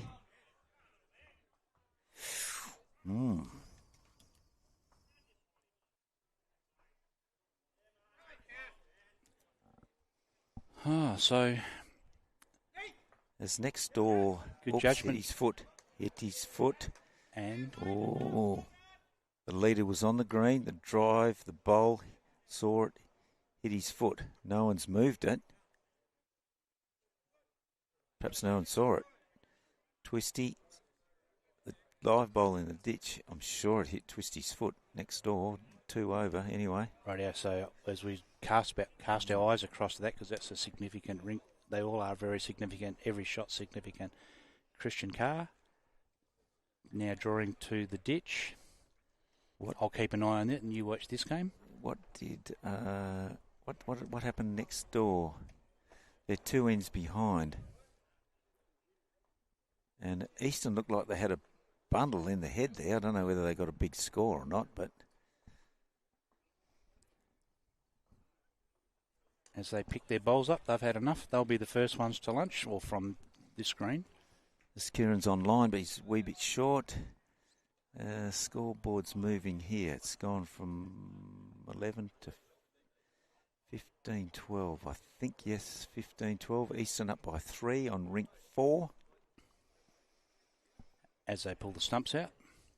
And up by 1 on Rink 1. Big comeback there. Yeah, you blinked, just blinked and it came back. As Brendan gets around Kieran's front bowl, draws a shot, but there's 2.5 feet in it, plenty of room. Kieran changes hands.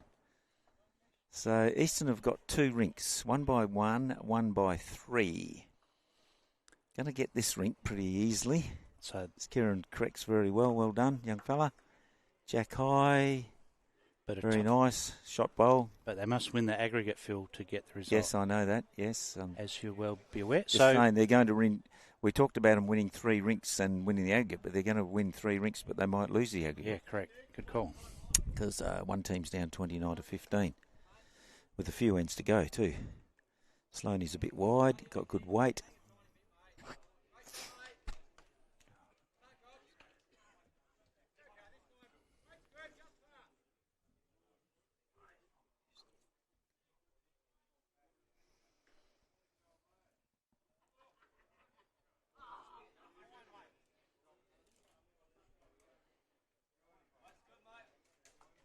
Luke's through a bit, gave it a chance, but it's hard to pick that line like we said. But Stephen Sloan, who nailed the weight, needs to just change. Hands on knees, he's having a look at this, must be all right.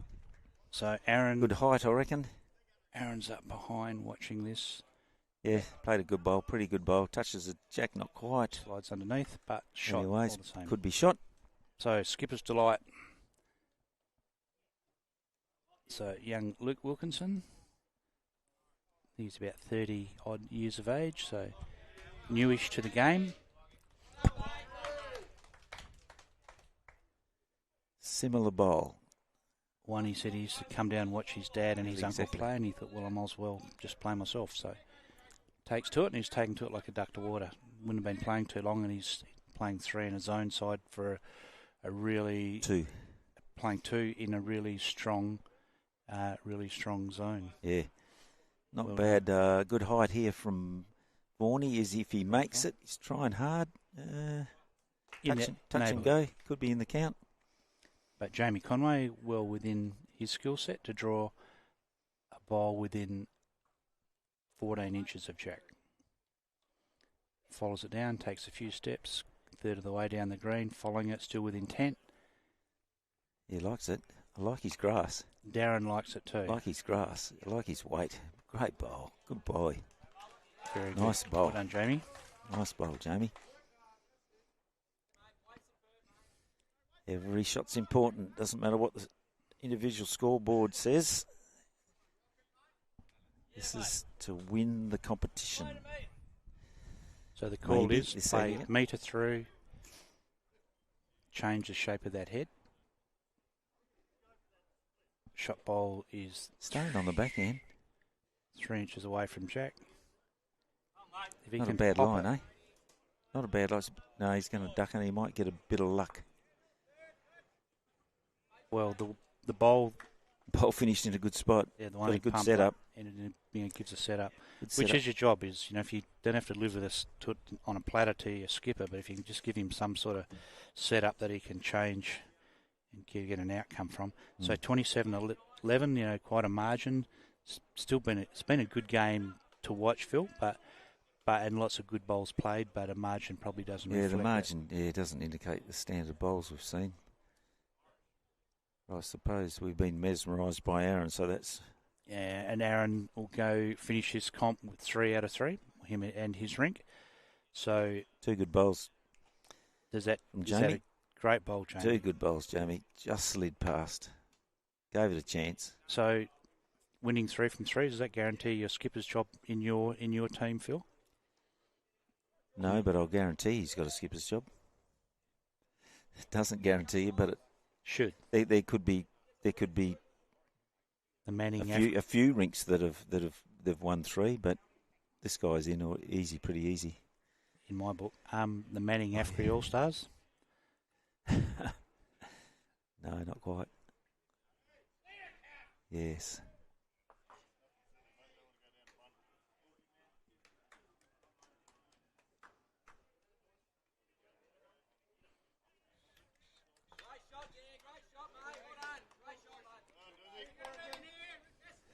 Eastern boys picked up something on Rink 2.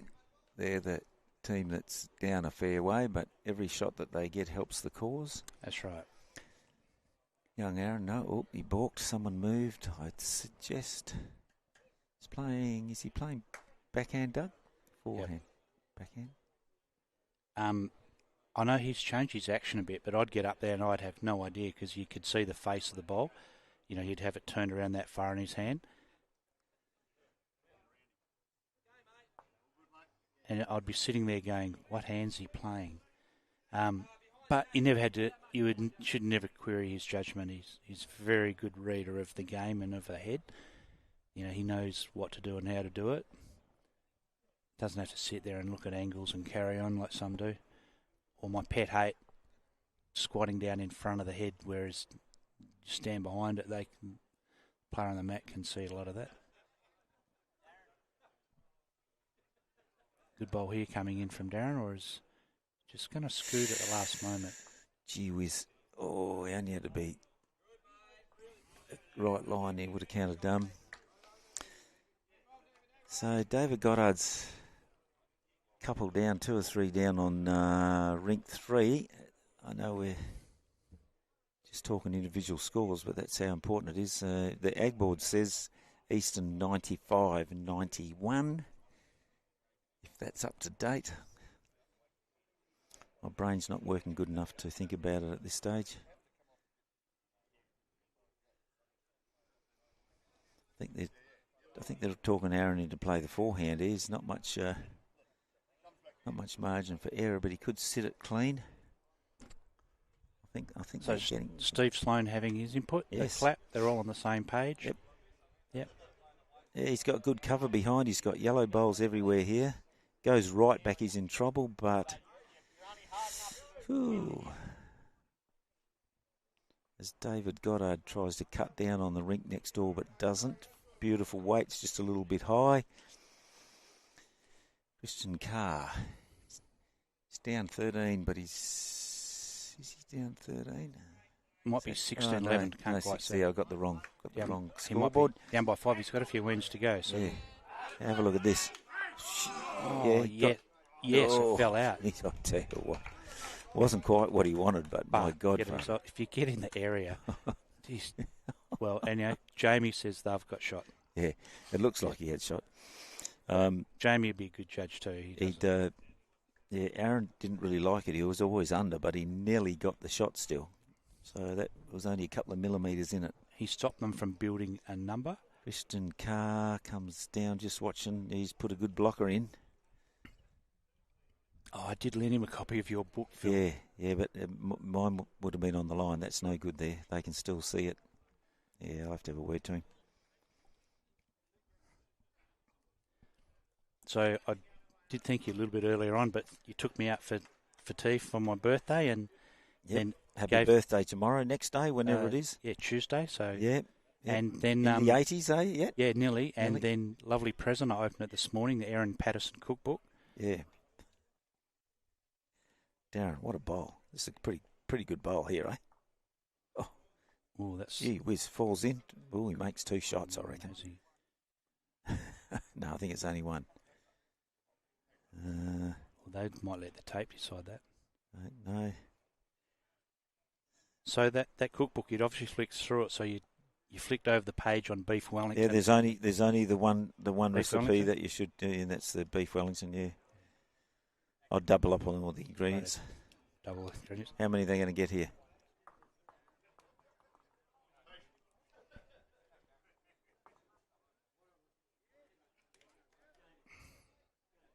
They decide on the one? No, I don't know. I'm thinking. Take my headphones. Thanks, boys. One. Did take a little bit to get across. So 27-12? I think so. 27-12, is it? So, Phil, we 20. No, it's not 27. I missed the last end. It's 29, isn't it? They're 29, yeah, 29-12 for me. Yeah. Rightio. So, Phil, we come to the end of that game and the end of the live stream, proudly and backed and supported by the CBH group, who enabled us to piece this together, and so we thank them. Yeah, awesome sponsors. Thanks once again. Once again, it's a massive state, and for them to be involved, so we can send this streaming to the far-flung reaches of the far state of WA, so we can get our regional clubs sitting at home. Long way to travel to watch a game of bowls, so we really do appreciate CBH, what they do for the game of bowls and everything they do within the community. Great supporters. To the Halls Head Bowling Club, we spoke to a few. We spoke to their president and the director of bowls, Barry Coote, this morning, and Wayne Langhorne.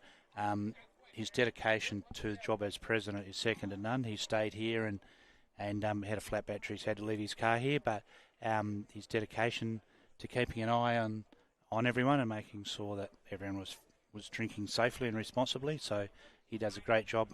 Well organised event. The results still not in the bag, but follow it on Bowls WA and you'll see the results come to hand.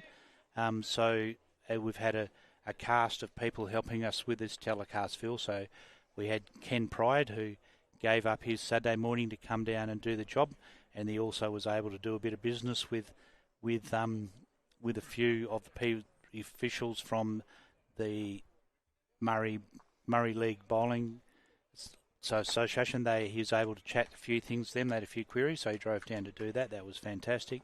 We've had some productive meetings and lots of feedback. And a tireless weekend, Phil. And I thank you wholeheartedly for doing what you do and keeping us company and doing a great job and managing a zone as you proceeded to do a live stream for 2 days. No, great pleasure. No, thank you. You're the backbone of the ship, and fantastic. I'll tell you what, we've had 3 good games. The score was a blowout here, but that the entertainment was just unreal. Yesterday's afternoon's game was over the top, and Aaron Smith, obviously, I keep talking about him, but he supplied plenty of entertainment for us today, and it's time flies when you're enjoying yourself. Yeah, he's just in rare form. Unreal. And you sort of almost feel that it's a waste, me and you looking at him. You'd love to be watched by a few selectors. So, so the selectors, maybe they might watch that in the background and see him. I'd be paying him good money to go to Perth if I had some. So, Hey. Get him in the across countryside. Get him in the countryside. Yes, I think he'll be in the countryside. And just quickly, my calculations is there's 3 shots in it. They've got 5 shots. Hang on.